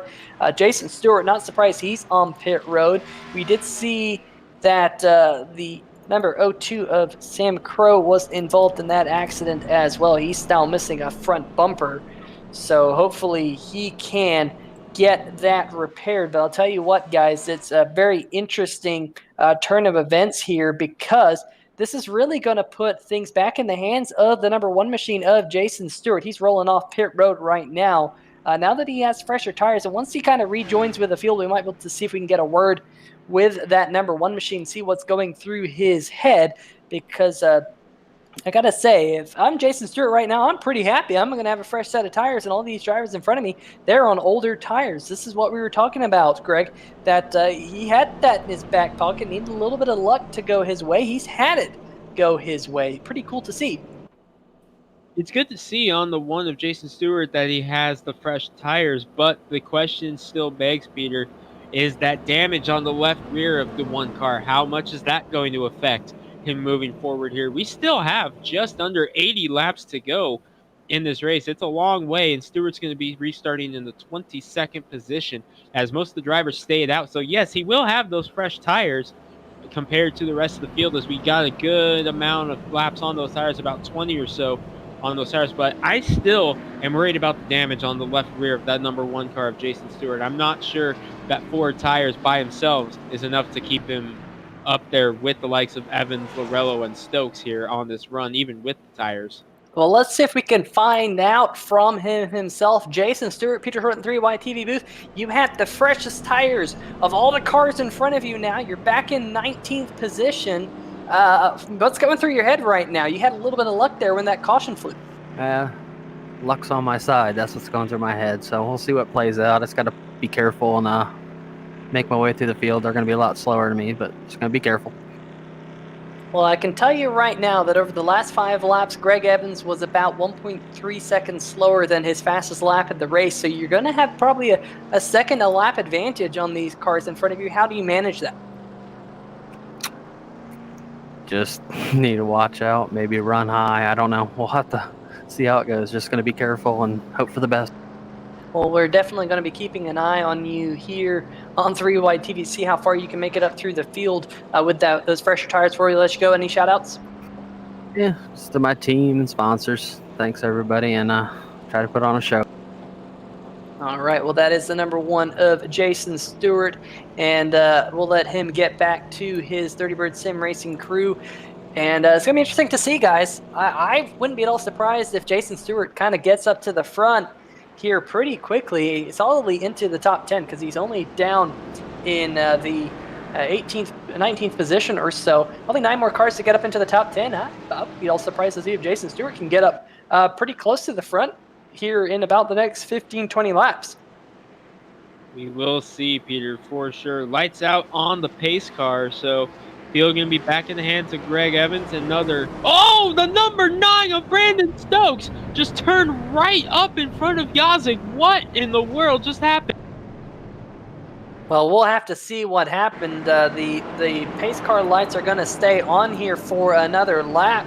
This could be another instance of maybe a wheel failure or something happening, but that number 9 machine looks like he just went up the racetrack. Not quite sure if he shifted down a gear, but that is going to be heartbreak for the number 55 of Yazik. I'm sure he's going to be thinking, what did I do to deserve this? Let's go on board with the number 9 machine, and watch this. Just breaks from him right there up the racetrack, now right in front of the number 55 of Brian Yazik. Good heads up by the rest of the field to avoid that. I say that they're only going 55 miles an hour, but things can happen very, very fast. Now, the big question is whether or not Yazik's going to come down pit road. Brandon Stokes will receive an end the longest line penalty on that car. Here we go one more time from the HPPsimulations.com machine. Nothing Yazik could do but see that number 9 go up into the left front fender. So Stokes will pull down to the bottom of the racetrack, let the field by, and he will restart this one from tail end. The longest line looks like Yazik is going to stay out there on the racetrack. Not really any time for Yazik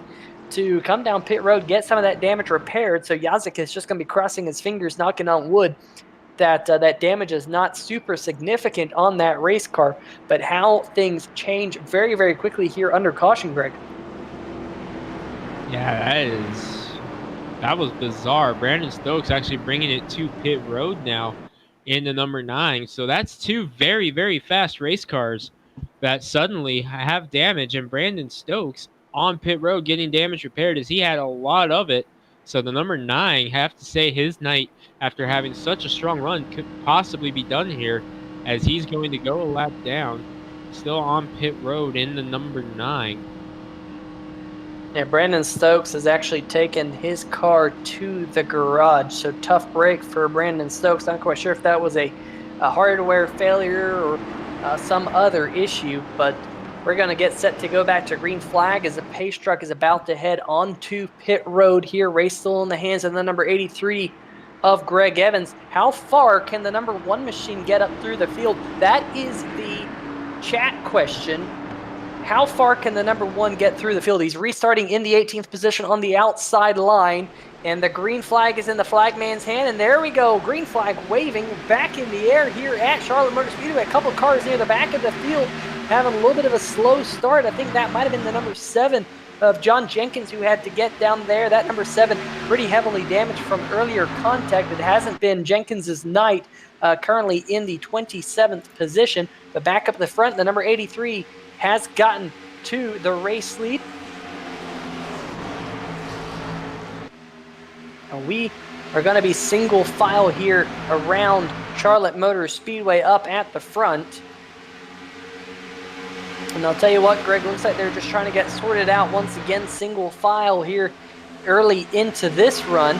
I'm just going to have to keep an eye, though, on that number 1 machine. Jason Stewart already up to 15th. He's already gained 3 spots here. And I haven't seen anyone in the chat getting active. Let me know, where will Jason Stewart end up in this green flag run? Because he is on a mission in that race car.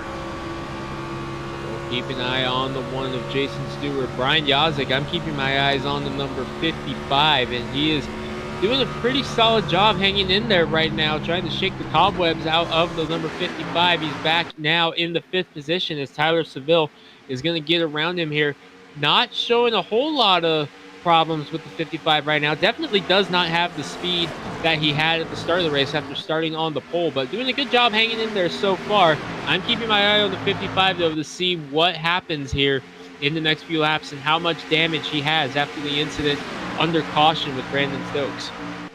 Yeah, he is in the 5th position right now, under fire from the 95 of Danny Rogers. Rogers is going to take that spot from him, so looks like Yazik here struggling a little bit with that left front damage on that race car. Now he's doing battle with the number 52 of Grant Brown, trying to back up that great run last week at Martinsville. We've mentioned it a couple times here tonight, really hitting his stride, getting some momentum in that number 52 here in the Hacksaw PC's Premier Series, trying to get a great run here in the American Regardless 300. There's the number 34, Kelsey Rogers. He's still up there. Now he's in the top 3. And there is the number 1 machine, folks. Jason Stewart, he's already up to 9th, trying to get around the number 55 of Brian Yazik. And watch out for this man right here. If things go caution-free for him here, this boy could be sitting in the catbird seat because he is like a rocket through this field right now. Trying to get yet another position right here through the tri-oval, peeking his nose to the outside of Troy Hay. He's just going to send it, and he's just going to blow it right on by Troy Hay. So there you go, Jason Stewart up into the 7th position. And Nicholas, this is really impressive, just showing you what fresh tires can do. Yeah, as we saw, Jason Stewart has been coming from the back and closer to the front now as he makes his way closer and closer with those fresh tires. As we know, in this series, there is a tire limit, and he has been saving his tires. He's been saving a set of tires and now using them, and he's using it to his advantage, and it might work out, as you said, if we stay caution-free here. He is getting underneath the number 95 of Danny Rogers, and I think Danny realizes that number 1 is on some fresh rubber, and he's just going to roll on out of the gas and let Jason Stewart on by. He is now up into the top 5. Can you believe this, folks? Already in just a matter of laps. He's only got 11 laps on his tires and now solidly inside the top 5, and all these drivers around him, they're going to be scratching their heads going, man, I wish I was on Jason's strategy, because that number 1 machine, very, very quick. They're getting around the lap car of Pete Baskins involved in that last accident. Unfortunately, no longer has DMLC Racing Channel on the hood because he's got no hood. The number 27 modified. He still has got DMLC Racing Channel on the bumper back there. Of course, Mark Cohn, he's been in the chat here a little bit tonight. Make sure you check out Mark and some of his videos. Very cool racing rig. I'm very jealous of the rig that Mark has. Very cool steering wheel. And Jason Stewart's march to the front continues as he just got around Tyler Seville, folks. He's now up into the 4th position. So Aunt Kathy, she set 4th position. Got to give a shout out to Aunt Kathy. Don't think we've given her a shout out here tonight on 3Wide TV. But Aunt Kathy, he's now up into the 3rd position. So Jason Stewart on a complete tear here.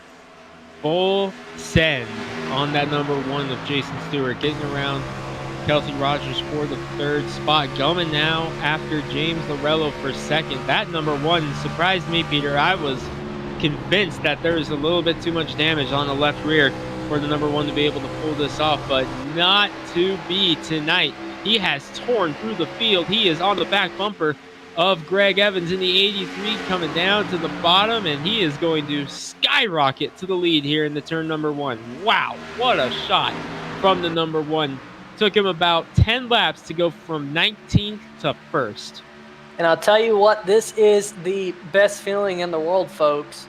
Not only are you the race leader, but you know that you have the fastest car out there on the racetrack. You know you have a rocket ship.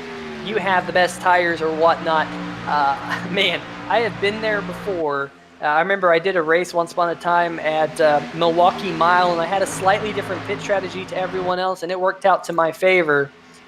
And I felt like a rocket ship up there, and that's, I'm sure, what that number 1 is thinking, because he is checking out. Last time by, that number 1 machine ran a 30.265. Greg Evans, 6.5 tenths slower. That is just a huge delta between 1st and 2nd right now, and I'm sure he will just continue to stretch that lead as long as we stay green. Now, if you are the number 83, you're hoping to see a caution fairly soon, because, guys, we're now within the pit window where you can actually make it from here to the end of this race. It's going to be close for Jason Stewart, because he's going to have to go about he's going to have to go about 80 laps. That's a little bit too much, but for Jason Stewart, he knows that he only has to take a splash of fuel from here to the end, so that could be to his advantage as well. All right, let's go down to Mr. Nicholas Rees. And Nicholas, what are you seeing out there on the racetrack? Looks like things getting spread out a little bit faster than they were earlier in the race. Yeah, I was just going to say that I've just been taking a look at Jimmy McKee and some of the other guys back here. Spread out, maybe groups of 2, every once in a while here. And speaking of Jimmy McKee, along with some other drivers coming out of turns 1 and 2 onto the backstretch, I've been seeing them slide up and hit the wall a little bit. Now, that's happened to me a lot of times at Charlotte and some other quad ovals. It kind of hurts when you get slowed down, of course, when you're coming out of turns 1 and 2 and just, of course, hit the wall anywhere. But yeah, like you were saying, it's been pretty separated, starting to spread out a lot, getting a little bit of social distancing down here on the track. Absolutely, a little bit of social distancing on the track, and especially if you're Jason Stewart, because he is just about in his own zip code right now. And if you are driver of the number 83 of Greg Evans, you're going to be super bummed right now, because you know you have a lightning quick race car, but the bad news is you got a car in front of you who's on fresh tires just disappearing in front of you. That race lead now up to about 2.5 seconds, and I'm sure Jason will continue to just disappear off into the distance, but we now have just 60 more laps to go. Can Jason Stewart hold on for the win here in the American Regardless 300? Stay tuned to 3 Wide TV. Make yourself heard in the chat. I'll tell you what, we are in for a very interesting finale, guys, of whether or not Jason Stewart's strategy will work or whether or not the field will prevail. It's basically the field versus Jason Stewart right now.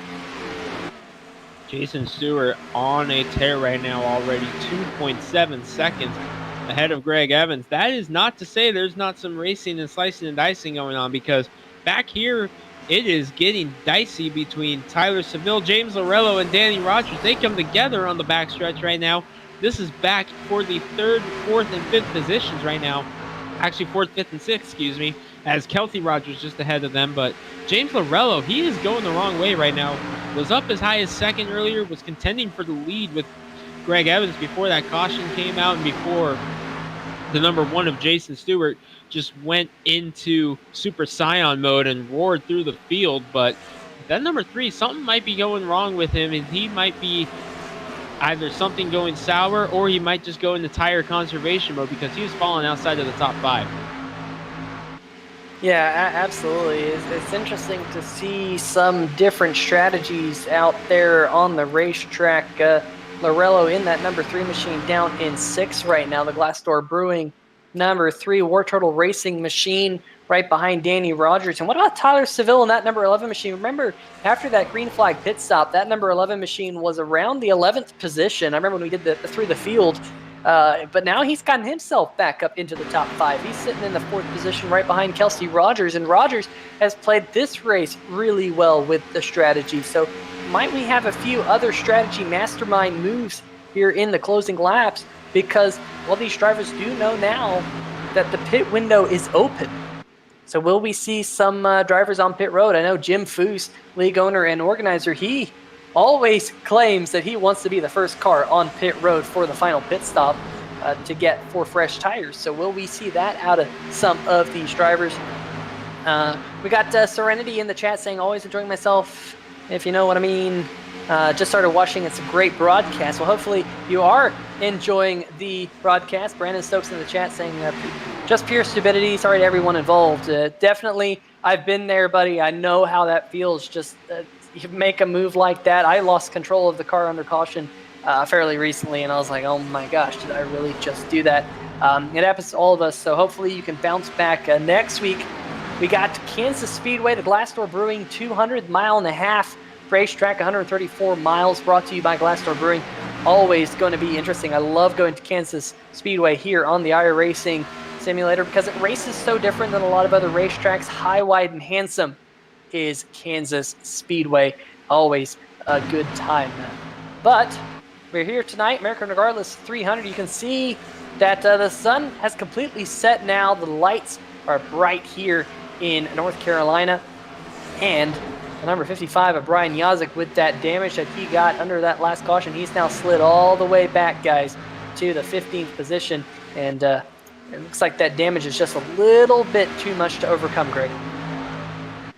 Yeah, the 55 was going the wrong way. He tried so hard there at the start of that green flag run to try to stay with it, but in the end it was just too much, and has fallen now outside of the top 15, trying to hang on to the top 15 rather, as he's trying so hard to race with his teammate Michael Krobach right now and stay in that top 15. Got about 2 seconds ahead of the next driver, which will be the 26 of Lee Staples. He's actually going back to work on his teammate Michael Krobach.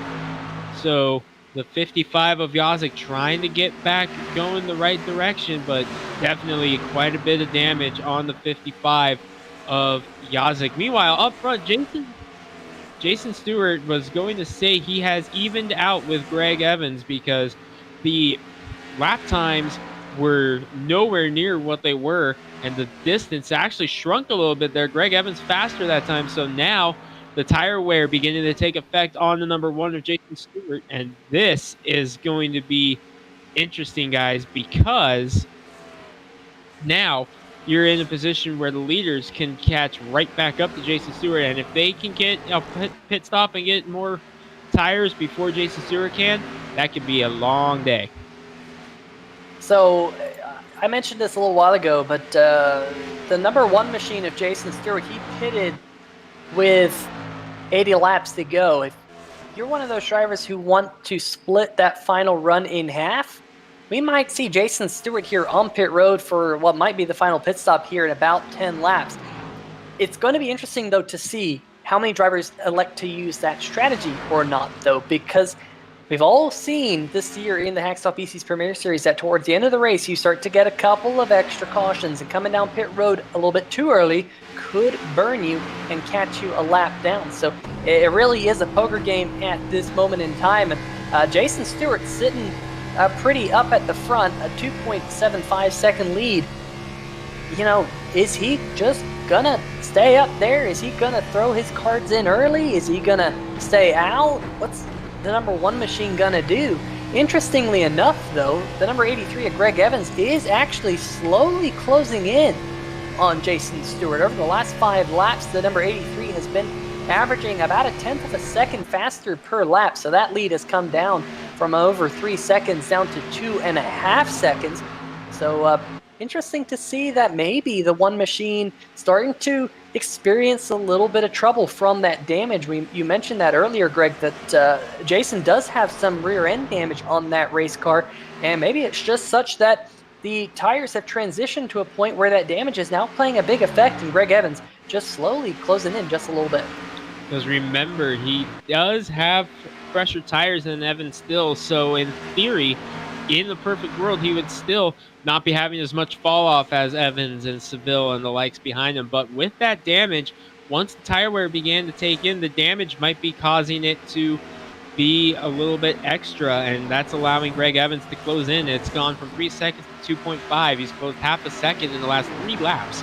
Been watching that go on, and he's pulled away from Tyler Seville 9/10 of a second last time by, and he just shaved another 2/10 of a second off of Jason Stewart. So the 83 of Evans is beginning to heat back up and close back in on the number 1 of Jason Stewart. So this could be a long day, and here we go. Pit road beginning to take place. Final pit stops. Yeah, Edward Bray, the number 66 machine, comes down to his pit crew trying to get some fresh tires on that number 66 machine. He's actually rolling out of his pit box. A short pit stop for Edward Bray. I wonder if he just selected to take fuel on the Boswell's Country Roads Harley Davidson machine, because there was a 9-second pit stop. Here comes Jordan Harnish coming down pit road as well. Like I said, the pit window is open. These drivers can make it from here to the end. Cody Spiker and the number 19 machine on pit road, and it is going to be interesting, guys. Like I said, it's a poker game right now. It is going to be a strategy call that might win or lose you this race. And Nicholas, looks like we got some more action on pit road. Yeah, definitely, for sure. A lot of guys, a few guys coming down pit road. Another one coming down, couldn't quite catch that number. Oh, that is Jimmy McKee. And others coming down as well. We're going to see what they do here. As you said, the pit window is open, so the final pit stops just rolling through right now, Peter. I'm kind of curious, you know, I've seen that number 1 machine out front for some time, and to me it looked like he might have been thinking about one of 2 things. One thing that he might have been thinking about was actually trying to save some tire, because he was using a little bit higher entry. What I've also thought he might be thinking about is, remember that fuel number, 80 laps, that is a little bit long. That's about 10 laps too long. If he catches a couple cautions, though, would he have to come down pit road again? Can he stretch this all the way to the end? I don't know, but Jason Stewart's still out there on the racetrack, turning laps around this 1.5-mile Charlotte Motor Speedway as your race leader, down to about 2.2 seconds back to the 83. But we got more cars on pit road. Grant Brown and Troy Haight right there on your screen. That number 52 machine coming down at pit road speed. It is a very, very slow, at least it feels very, very slow, 45 miles an hour into their pit box. And Grant Brown might have actually slid through his pit box, folks, and that is not good news if you're a Grant Brown fan, because it took him a long time to actually get into his pit box. Hopefully He was far enough away from the left side wall that they actually can change both sides of tires. Getting reports that it was a 4-tire pit stop on Grant Brown's number 52. That would be an absolute heartbreak if you were too close to the inside wall, because you only get 2 tires, and that would count as a full set because there's no delineation here in the iRacing service. Actually getting word that they don't let you do that anymore. So back in the day, you used to be able to you used to only take 2 tires because you were too close, and it would completely ruin your race. So good to hear that iRacing has fixed one of my gripes here on the iRacing service. If you're just now joining us, make some noise in the chat. Brandon Stokes saying that Tyler Seville might have been burning off his right front a little bit quick from back when he was out there on the racetrack. Tyler is in the 4th position. We got some heavy hitters on pit road. Greg Evans on pit road and Danny Rogers in the number 95 machine. So some of your top 5 on pit road. I just saw Tyler Seville flash by both of those 2 cars coming down pit road. So they're now playing their hand. Jason Stewart in the number 1 machine. What will he do? And I'll tell you what, guys, with how fast Greg Evans and Danny Rogers were closing in on Jason Stewart, I'm wondering if Jason Stewart's just going to go off strategy here, thinking that the only way to get the checkered flag here is to maybe stay out, put him 1 lap down, get a lucky caution. We'll have to wait and see. But Stewart here really coming out on the racetrack. He's been off strategy for quite some time now, and he's going to continue to do that, staying out there on the racetrack. But we now have some drivers on the racetrack with some different tires, and you can see that speed differential right there with the number 8 of Jimmy McKee already come down pit road. He's so fast. And then you have the number 55 of Brian Yazik in that car. He has yet to come down pit road. And look at the gaggles of cars that this speed differential is causing. Incredible to see, Peter, the sheer amount of differential there on the tires, the fresh tires compared to the old tires. Jason Stewart on a different lap than everybody else as far as tires go. It's just so much going on right now. He's still staying out there right now, but I want to go back to something we talked a little bit about earlier in the day. Remember how fast the 95 of Danny Rogers was near the end of that first green flag run, and he is out on the same lap as Greg Evans right now. If this race stays green, the 95 might be in good position, but he's so far back. Actually, no, he's not near as far back as I thought he was on the 83 of Greg Evans, just about a second. So I'm keeping my eye on not only the 1 of Jason Stewart to see what happens there, I'm keeping my eye on the 95 of Danny Rogers and where he is in relation with Greg Evans, because we saw it at the end of that first run. He was so much faster than Greg Evans. If this race stays green the rest of the way, this could go the way of the 95. It very well could, and Jason Stewart still turning laps out there. He's got a pretty decent advantage right now over where Greg Evans is. Evans currently being scored 1 lap down. We have 4 cars on the lead lap as of right now here at Charlotte Motor Speedway. Brian Yazik in the 55. He was one of those cars on the lead lap. He's going to pull onto pit road 45 miles an hour in the HPPsimulations.com Ford. And here is the number 1 machine, Jason Stewart, still your race leader, still out there turning laps. Christopher Bouchard is actually tail end of the lead lap. Once the number 1 machine gets around him, that will put only 1 car on the lead lap, and that is the number 1 machine all by his lonesome. They say 1 is the loneliest number, but for Jason Stewart right now, that's where he wants to finish here tonight, is atop the leaderboard here, just running laps. He's hoping now for a caution flag, because if a caution flag was to come out right now, folks, I think Jason Stewart would have this race locked up. But we will wait and see if that happens or not. Jason Stewart coming down the backstretch right now. Your second place car, Kelsey Rogers. Actually, second place is Christopher Bouchard, but the first car on fresher tires is Kelsey Rogers, is actually about to unlap himself. Watch the speed differential, folks. Kelsey Rogers closing in on your race leader, the number 1 machine. Look at this. You can visibly see, like a suction cup, that number 34 machine just closing in on the back bumper of that number 1 machine.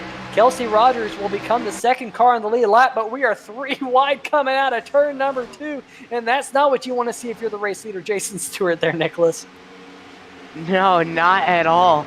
I would assume that Jason Stewart at this point is just praying for a caution right now, as that would help But wow, that was actually pretty crazy, seeing that 3-wide action right there on 3-wide TV. But that was just for a little bit as his teammate goes by. It's going to be interesting. Jason Stewart once again hoping for a caution, and that will just make him feel happy. But as these cars are starting to get onto the lead lap, getting their lap back, not looking so good right now for Jason Stewart. Yeah, we'll have to wait and see whether Jason Stewart, if it works out for him. Like I said, if a caution flag was to come out right now, I think Jason Stewart would walk away with the race win.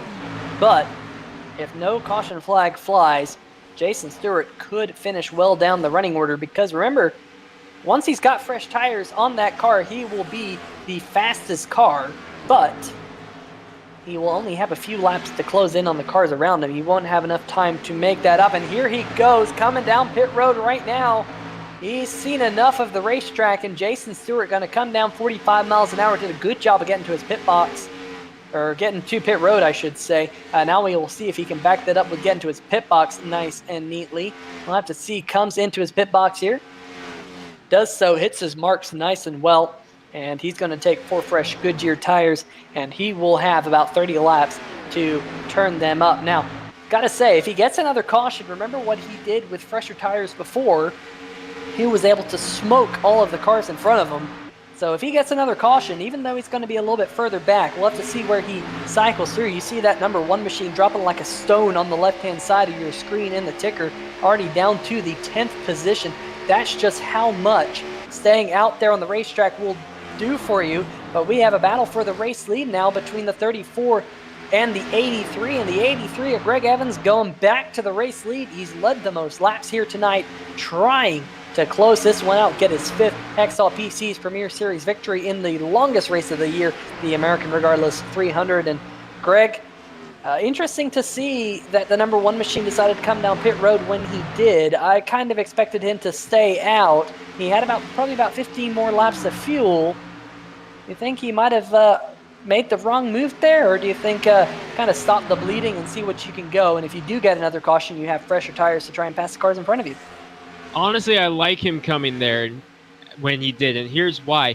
You were losing so much ground on the to the field in front of him that the more and more he was out there, the more and more ground he was going to lose, the less time he would have to make up that much more ground if he had stayed out there longer. So I like the call of Jason Stewart to come down pit road when he did, because that minimized the bleeding. He files out to the 12th position, 16 seconds back. He's got fresher tires than everybody else, but if he had stayed out much longer, I think it would have been even worse, and he would have had less time to make his way through the field. So if you're Jason Stewart, I think you have to pit there. Well, we will have to see how this all pans out here tonight. Some great action going on in the chat. Clarence Bonner saying, man, Will, implying Will Worsler, we thought you were driving the number 11 for a second. Tyler Seville putting together a strong run in that Slice Perky Pints machine, currently being scored in the 3rd position behind Kelsey Rogers and Greg Evans. Got to keep an eye on the average lap times amongst your top drivers, because right now we are seeing that the number 11 of Tyler Seville is closing in on Kelsey Rogers by about 0.3 of a second per lap. And in fact, Seville been a little bit faster than Greg Evans over the last few laps, but it might be a little bit too late, because that number 83 machine is about 3.5 seconds in front of Tyler Seville as they go across the start-finish line now with just 24 more laps around this 1.5-mile racetrack. And Nicholas, it's been a really good race here tonight. A lot of give and take, a lot of patience in the early going, only a couple cautions, and they're definitely showing what the American Sim Racing Series can do. Yeah, definitely. American Sim Racing Series, such a great series, especially this Premier Series. Bunch of great drivers where you can expect to get amazing racing from. And we've seen it here all in this broadcasted live on 3-wide TV. Very good racing, very clean racing, and just not even many cautions, but full of action still. Yeah, it has been a great race. Adam Hogland in the chat saying, hey, where is the number 9? I had to go to the store and just got back. Well, Adam had a little bit of wheel connection issues. Unfortunately, his wheel disconnected and his whole car locked up, and he has since retired from the race. So unfortunately, he will be scored with a 33rd place finish here tonight, the American Regardless 300. But we do have the number 83 of Greg Evans back up front. Jason Stewart in the number 1 machine. He is back in the 12th position. He does have the fastest car on the racetrack right now. Last time by, he was 1 second faster than Greg Evans. With 21 laps to go, though, that number 1 machine finds himself about 11 seconds behind the race lead. So what can Jason Stewart do here in the closing laps? He's got a lot of cars to pass. He's trying to get around Adam Jersky, who still has the cheesecake this week, folks. Hasn't dropped the cheesecake yet. Not quite sure what that cheesecake is this week. I think we figured out. I think some people in the chat said key lime. Some people said lemon.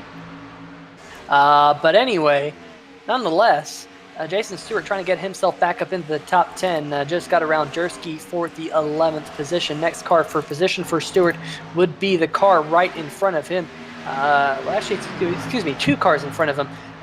The number 52 of Grant Brown. Too many cars looking too similar to one another right there on your screen. 3 of the Patriot Media Marketing Solutions patriotic colors on those cars. In fact, Jason Stewart's just going to go around Grant Brown, get back inside the top 10. So how far can that number 1 machine get up to the front? Can he close in on your race leader, Greg Evans? Last time by, the number 1 machine ran a 29.929 to Greg Evans's 30.576. That's only about 0.6 of a second. I have a live timing and scoring app, folks, and it tries to predict the future. And right now it is predicting that Jason Stewart and Greg Evans might be pretty close at the finish. We'll have to see if that holds true or whether or not the tires transition for Jason Stewart and loses some of that grip. Could be a grandstand finish, though, here at the Charlotte Motor Speedway. He's closing in on the back bumper of the number 32 of Jordan Harnish. That will give Jason Stewart the 8th position. 7th position, not too far down the road, Troy Haight. 6th position, James Lorello. Then the number 19, Cody Spiker. So really, we just got to keep an eye on this number 1 machine at Jason Stewart for now, because he's really moving. There you see James Lorello trying to get underneath Cody Spiker. Remember, Lorello, first race for War Turtle Racing. He's trying to get a top 5 here tonight. That would be great for Jay Crable and his group of drivers. Got Glassdoor Brewing on the hood. Remember, next week it's Glassdoor Brewing 200 at Kansas Speedway right here on 3Y TV. Same place, same time. Make sure you tune in and make yourself heard in the chat. Give us a thumbs up if you're enjoying this race. And remember, new graphics package this week. I think that deserves a thumbs up. Let's see if we see a like spike here in just a moment. But we got this side-by-side racing that deserves a like spike itself, because Lorello's still trying to get around Spiker. And now Jason Stewart finds himself with a little bit of a roadblock here, Greg. And he's got to figure out where he wants to go. He is so much faster than everybody. Battle breaking out for second, though, between Tyler Seville and Kelsey Rogers. Seville able to get around Kelsey Rogers. We're trying to keep one eye on the rest of the field and how they on near the front. Jason Stewart in the 1, thought about 3 wide. Spiker now inside. Lorello comes down in front of him just a little bit there. Jason Stewart is up to 6th, trying to get around James Lorello. This will be for 5th. He's so much faster than everybody, but the more and more time he spends here stuck in traffic, the more time he's going to lose out onto Greg Evans. But man, oh man, he's just slicing and dicing through the field. He's back to 5th. He's got about 14 laps to go, Peter. Does he have enough time? He has 14 laps to go, but right now 9 seconds behind Greg Evans. He's going to have to be about 7 to 8 of a second faster per lap than your race leader, the number 83 of Greg Evans. And remember, it's easy to catch some of the cars ahead of him, but it can be pretty difficult to pass, and you saw that right there when he got boxed in behind the number 3 and the number 19. Here is a battle now for the 3rd position brewing. Here comes Danny Rogers underneath the 34 of Kelsey Rogers. These two Rogerses have been stuck together all night long out there on the racetrack. Danny's going to get the better of Kelsey here and move up into the 3rd position. And that number 95 machine has 1 lap older tires than Tyler Seville right in front of him. But over the last few laps, Danny Rogers has been closing in a little bit on Seville. So that could be an interesting battle, but Kelsey trying to not back down here, trying to do the over-under, and here on the backstretch, the 34 on the inside, 95 around the outside, and I gotta say, Greg, this is what I mentioned earlier. Early in the race, a little bit of give and take. End of the race, you're going to try and get all you can get, and that's what Kelsey Rogers is doing right there. Kelsey Rogers and Danny Rogers, the Rogers go in the war right now, but man, oh man, Danny Rogers has been so impressive right now in that number 95 all day long. We knew how much speed he had in the 95, but that battle with Kelsey Rogers took its toll. I think now it's too far back for him to do anything with Greg Evans. Checking in on the one of Jason Stewart. He's now 8.4 seconds back, still trying to close in on these guys. The Rogers up there with Kelsey in the 34, Danny in the 95. About 4 seconds the gap there. He's going around Ed Bray right now in the 66. There's a couple laps down, but what a performance by all 5 of these guys up in the top 5. Greg Evans has been the dominant car today in the 83, led the most laps, start to finish, has had an outstanding performance. Tyler Seville, very, very good run today. Fell out of the top 10 for a little bit, but worked his way back up using some timely pit stops and able to keep himself in the forward momentum there, moving up into the second position. Danny Rogers, we've talked about him and the speed that he has shown in the long run. An outstanding performance, a breakout performance of sorts for Danny Rogers in the 95. Kelsey Rogers, we've seen him show a lot of speed in the 34 throughout the ASRS series, and it's been fun to watch him have a good run. But Jason Stewart, that strategy, whether or not he's able to get up and catch these guys, it's showing that the strategy of Stewart paid off in some sort, because the top 5 with damage, that's got to be impressive for him. That's got to make him feel good. Yeah, I'm interested to see if Jason can close in, at least on Kelsey Rogers and Danny Rogers for 3rd and 4th. Last time by, though, he was only about a 1/10 of a second faster than those 2 cars in front of him. Laps are ticking down here, as you can see, just 9 more circles around Charlotte Motor Speedway in the American Regardless 300 for the number 83 of Greg Evans. Like you said, Tyler Seville sitting in second, 2.7 seconds back. And the number 95, Danny Rogers, the Texan in that car, and Kelsey right behind him. But you can see the number 1 is slowly closing in on this group. Just I don't think it's going to be enough here with just 8 more laps to go. But like you said, left rear damage on that car, pretty significant. And I'm sure he will take a top 5 with that damage, which he accrued pretty early in the race here tonight. Great job by everybody here in this race. And Peter, as we reach the closing stages, it's a long race, but man, oh man, these drivers have done an outstanding job, all of them, to make this race go smooth as it has. When you see 200 laps on a 1.5 mile oval, 300 miles the distance, you get worried about this race and how long it's going to be and what could possibly happen the way this race goes. But this has been a great job and effort by these drivers, and that just shows the talent level in the ASRS Hacksaw PC's Premier Series is just off the charts right now. One of the best series in the iRacing world right now, and they're showing why. These drivers have so much talent behind the wheel of their sim rigs, and they're showing here why this is one of the best series in the iRacing world right now. Yeah, let's see if we can actually bring up the race summary here on the graphics package, because that really tells the story about this race. There you see it. 3 cautions here tonight, 12 laps. Of course, Brian Yalzik started on the pole. You see that race pace, which is a very good race pace here for Charlotte Motor Speedway. 17 lead changes. I mean, that is awesome to see here tonight. Of course, the number 83 of Greg Evans has led most of the race, but that just shows how great of a race this has actually been. And I'm sure all these drivers are glad to have the Glassdoor Brewing 200 from Martinsville last week in the rear and get back and pointed forward with a very clean race here tonight. Lots of give and take, and a great race to watch here from the booth as well as here on YouTube. Make sure you tell us what you thought about this race, because in my opinion, this has been one of the best races here in the American Sim Racing Series all season long, just from a racing perspective. 4 laps to go now. 83 Carolina SimWorks machine coming out of turn number 4. We'll have 3 more to go. Next time by, 2 flags will be shown to him, and then the white flag after that. And then, of course, the checkered flag. We do have the possibility of green-white checkers. Hopefully, we don't see that. We have seen a couple of green-white checkers in recent weeks here in the American Sim Racing Series.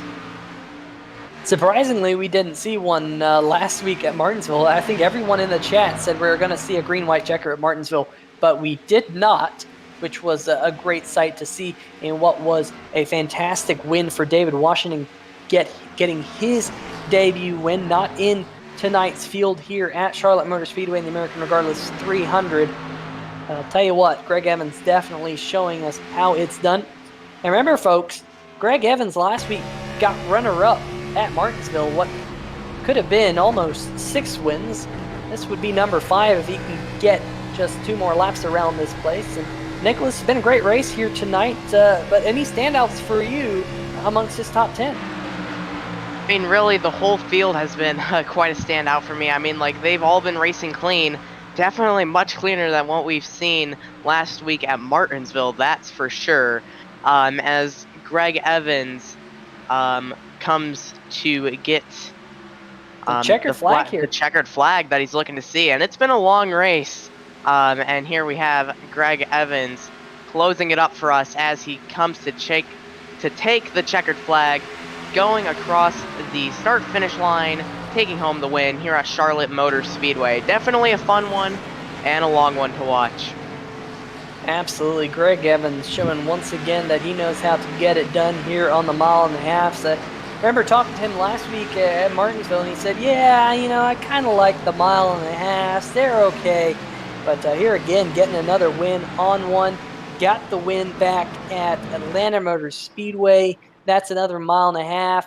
Greg Evans, of course, he's shown his pace on the short tracks, Bristol, Richmond, as well as Martinsville last week when he was runner-up. This driver right here getting win number 5 on the season, and that is quite a feat, as we have barely gotten through the first 13 races of the season, so he's almost one half of them, and Greg Evans gonna turn it around with a little bit of a Polish victory lap, I'm sure, showing the red, white, and blue on the car here in a patriotic scheme, representing America here tonight. It's great to have American Regardless as the sponsor for this race. Make sure you go check them out, folks, because some of their stuff is really, really cool. Very unique and personalized stuff that American Regardless offers. Shirts, hats, and basically a whole bunch of printed things that very, very cool trinkets and gifts that you can purchase for yourself or you can purchase for someone else. But fantastic racing here tonight, guys. And that number 83 machine, once again, showing how good he is. But we're going to step away here for just a brief moment. We're going to see if we can line up some interviews for you, speak to some of your top finishers here tonight, find out if Danny or Tyler had anything for that number 83 machine, and of course, find out a little bit about how Greg Evans did it. We'll be right back.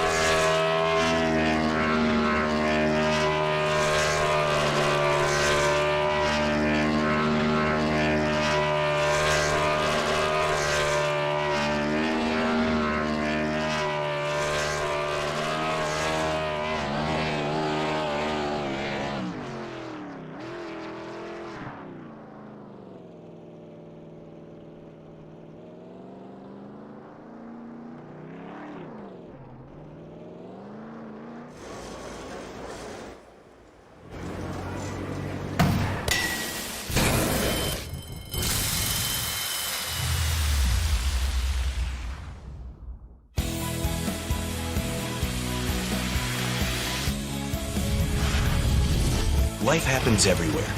Like it never even happened, only happens here. The cleanup and restoration specialists at 1-800-SERVPRO and servpro.com.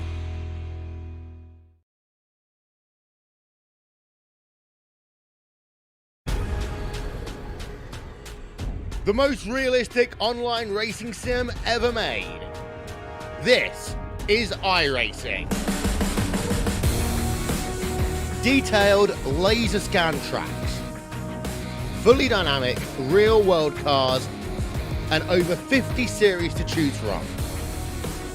6 online world championships offering over $100,000 in annual prizes. This is the original esport racing game. This is iRacing.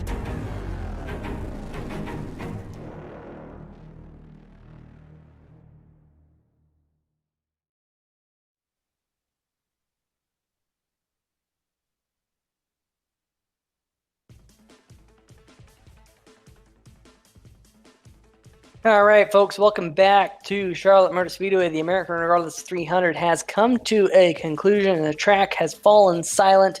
But I'll tell you what, a couple of drivers will not be silent here in just a brief moment because I believe that Nicholas Reese has caught up with our third place finisher here tonight, driver of the number 95 machine, Danny Rogers. Yes, I did, Peter. Danny Rogers, you started, you started 9th and you made your way up to a podium finish in 3rd. Was there anything that you thought that you could have done to maybe get an even better finish? Yeah, I was just too conservative all race long. I should have pushed it a lot quicker on the beginning of green flag runs, but I'm all about running the long green runs. I'm more of a conservative driver. If I would have maybe pushed it a lot harder first 15, 20 laps, I think I could have ran down the 83 again. First 65 laps, like I said, I started 9th. Actually, I drove up to the lead, and I planned it perfect. And then on that green flag pit stop, Greg got out about 3 or 4 seconds. I was just being too conservative on pit entry. Now, you said you were being too conservative on pit entry. Did you have a feeling like when Greg, your winner Greg Evans, got out early on the pit stop? Did you know like from there that you didn't really have a chance afterwards to get past him? Yeah, absolutely. I mean, Greg, he's one of a kind. He's a very good driver. I mean, he's got multiple wins in this series. Very good driver. And once you get the 8 ball behind him, I mean, you're pretty much done. I mean, you're running for 2nd place. I haven't been on here in a couple months. I've been taking a break from iRacing, but it was glad to get a podium finish for my Momentum Sim Racing teammates. I think we did really good for coming back for being off a couple months. Yep. All right. Now I believe you guys are taking on Kansas, if I'm not mistaken. Yeah, Kansas. How are you looking? Are you looking forward to that? What are your thoughts on Kansas? Yeah, I really like Kansas. I love running around the wall. I mean, it's kind of a one-groove racetrack right now, the way the build is in iRacing. If you could run the bottom, it'd be really great. But you got to really conserve tires there, and I'm very good on, like I said, I'm very good conserving tire wear, and I think I could probably possibly get a top 5 or top 10 finish. I don't know about a win, but definitely a top 5. All right, well, before I let you go, I'm just going to ask you, do you have any shout-outs before I let you go? I want to thank Sam and Jim with ASRS. They run a very good league. Thanks for everything they do for us drivers. Thank you to 3Y TV. Y'all do a great broadcast, and I want to give a shout-out to my Momentum Sim Racing teammates. All right, sounds good. Well, I believe Greg Rentz has actually caught up with your 2nd place finisher, the number 11 of Tyler Seville. Yeah, Tyler Seville, Greg Rentz, 3Y TV. You got a copy? Yes. Hey, Tyler, great run for you out there tonight. In and out of the top 5 pretty much all day. Don't think you fell outside of the top 10 except for maybe getting shuffled on pit road at one point. But all in all, very, very strong run for your Will Worsler Racing. And Yeah, it was a great run. I was really looking forward today, and thankfully we had long green flag runs, and overall just a fantastic run. yeah, Tyler, talk a little bit about what goes on in these long green flag runs, because a lot of folks at home on iRacing may not be used to seeing such green flag runs, especially in a 200-lap race. such as this, they may have thought, oh boy, this is going to be long. But the green flag runs really took control today. And tell us about what it's like when you're in one of those, because those can get pretty tiring when you're behind the wheel. Right, and it's almost just like a patience game, especially here because you can wear through your tires so quickly. So like there was a couple times where you had like 8 cars running right in a row there, because if you go double wide, you're just going to burn up so much tire. So the goal is always save as much tires and see if you can stretch the fuel as long as you can, and maybe save a set of tires if a late race caution comes out.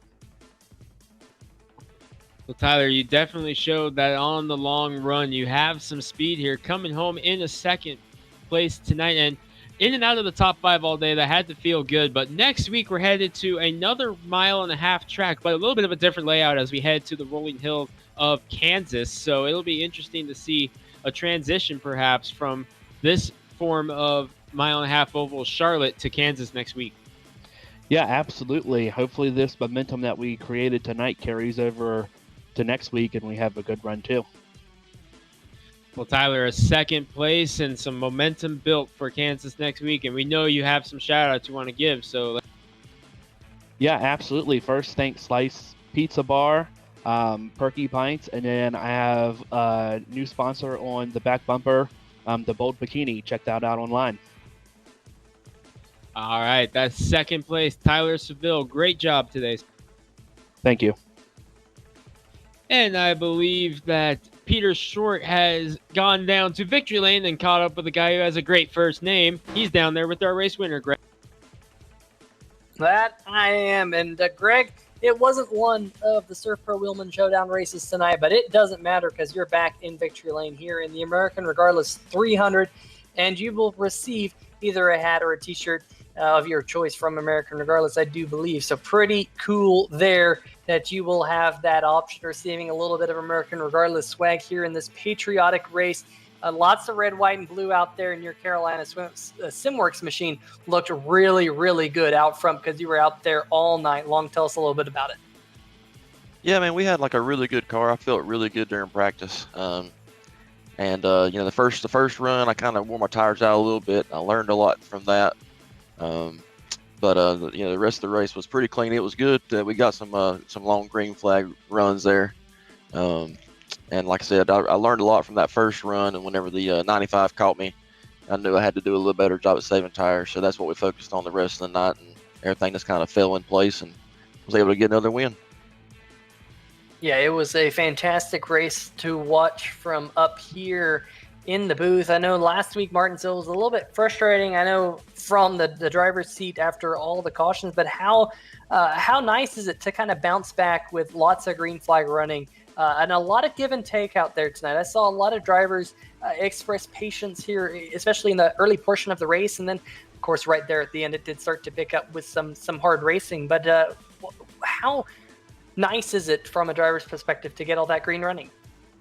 Man, it's really good. It lets the driver back in control a lot more. And like you said, there was a lot of give and take tonight. I know me and Tyler swapped the lead early on there, and I let him go early on, and he returned to favor. And most of the guys up front, that's what we did all night, and that's the kind of the way I like to do it, especially early on. If somebody else is faster, just let them go and just follow behind them and see what you can learn. And I feel like that was definitely represented tonight. It was like I said, the tire saving really came into play. It felt like the track kind of changed a little bit as the race went along, going into night. Early on in the race, you couldn't really swing it really high going into 3, but later on, whenever the track cooled off and got later in the lower temperatures and stuff like that, you was able to really swing it out there in turn 3, and it kind of diamond the corner a little bit better.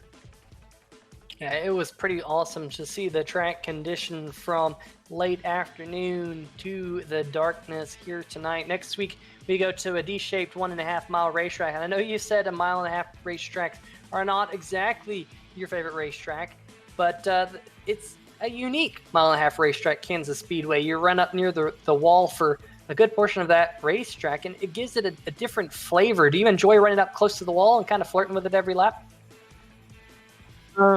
I have mixed opinions about it. I've seen a couple of races at Kansas where you can run like a middle groove. But I really don't prefer one groove racing, and that track unfortunately is kind of like that. So you need to try to get a good qualifying attempt in there and try to start in the top 10. And it's one of those races that you just got to pick and choose your battles and try to save some tires for the end and kind of just pick them apart one at a time. Absolutely. Well, hopefully we can see same levels of patience next week at Kansas Speedway. But before we let you go, you got some shout outs for us? Yes, sir, definitely. I got to thank Carolina Simworks, Duct Tape, Sure Tape, T-Rex Tape, iRacing, iFlag, I Can't Design, my teammates Sam Crow and John Vinforellis, and Steel Horse Racing. And I got to give a shout out to my mom. She passed away about 3 weeks ago now. So this one's a little bit emotional, but it's definitely for her. And like I said, thank you guys for what you guys did a couple weeks ago, doing a moment of silence for her. That meant a lot, and just really glad to get another win tonight. Absolutely. Win number 5 on the 2020 Hacksaw PC's Premier Series here in the American Sim Racing Series, and getting a little bit of that American Regardless swag here tonight. That is your race winner, Greg. We'll see you next week. Thank you guys, and thank you guys for broadcasting these races. It brings a whole nother level of excitement to these races for us, and we appreciate it. Absolutely. Well, folks, that will do it for our post-race interviews here tonight. I believe we will go through the finishing order from tonight's American Regardless 300. And of course, taking the win was the number 83 of Greg Evans, leading 132 of the 200 laps here tonight. That is almost 200 miles as well. Led just a little bit short of that. Tyler Seville comes home second in the Sliced Porcupines machine. Danny Rogers, iRacing on the hood, finishing in third. Kelsey Rogers in the number 34 had a great run here tonight.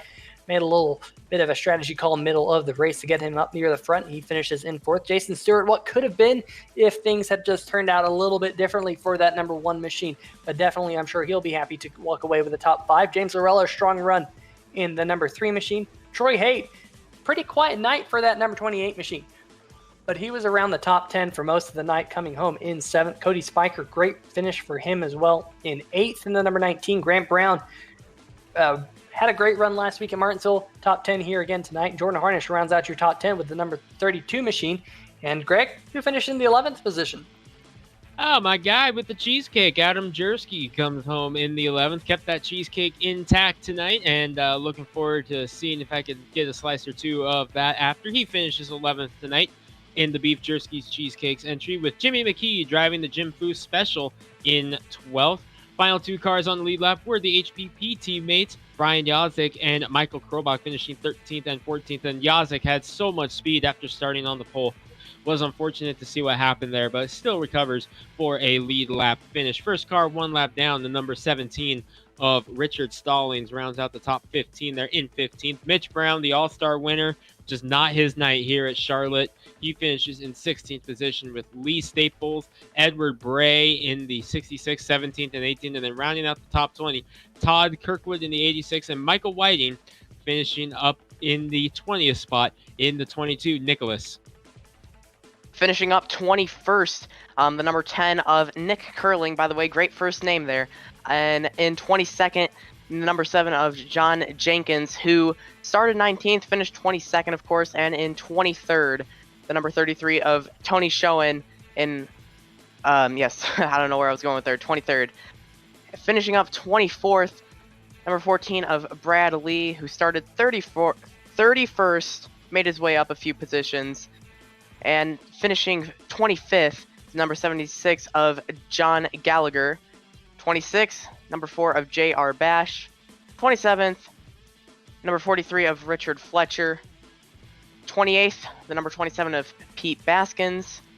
And rounding up your top 30, number 18, Doug Mullins, and the number 50 of Christopher Bouchard, Peter. Yeah, finishing in the bottom quarter of the field, Brandon Stokes in the number 9 machine. What could have been for him here tonight. Had a great run going.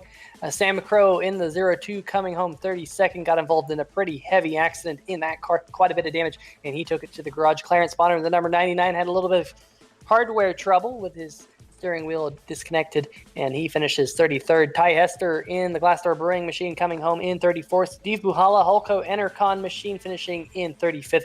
John Van Varellis in the number 78 machine involved in a fairly early accident, unfortunately finishing in 36th. Craig Stykes in the 57, finishing 37th. Jackson van Valkenburg and John Broussard rounding out your 39 car field here tonight in the American Regardless 300. Charlotte Motor Speedway was a fantastic race. Lots of green flag action here on 3 Wide TV. That is what you like to see. That's what I like to see. That's what Greg likes to see. And that's what Nicholas likes to see. And we hope to see more next week. Same time, same place for the Glassdoor Brewing 200 at Kansas Speedway. It's going to be an interesting one. Another 1.5 mile racetrack, but a D-shaped oval versus this quad oval. And it will be quite a show, high, wide, and handsome for all of the field. And I'm looking forward to it. But for myself, Peter Short, Greg Rentz, and Nicholas Rees, and of course the man manning the cameras, Mr. Carlos Acosta, we want to bid each and every one of you a good night. Thank you to our friends over at SimTV. Stay safe, stay away from the COVID, and we hope to see you same place, same time here next week. See ya!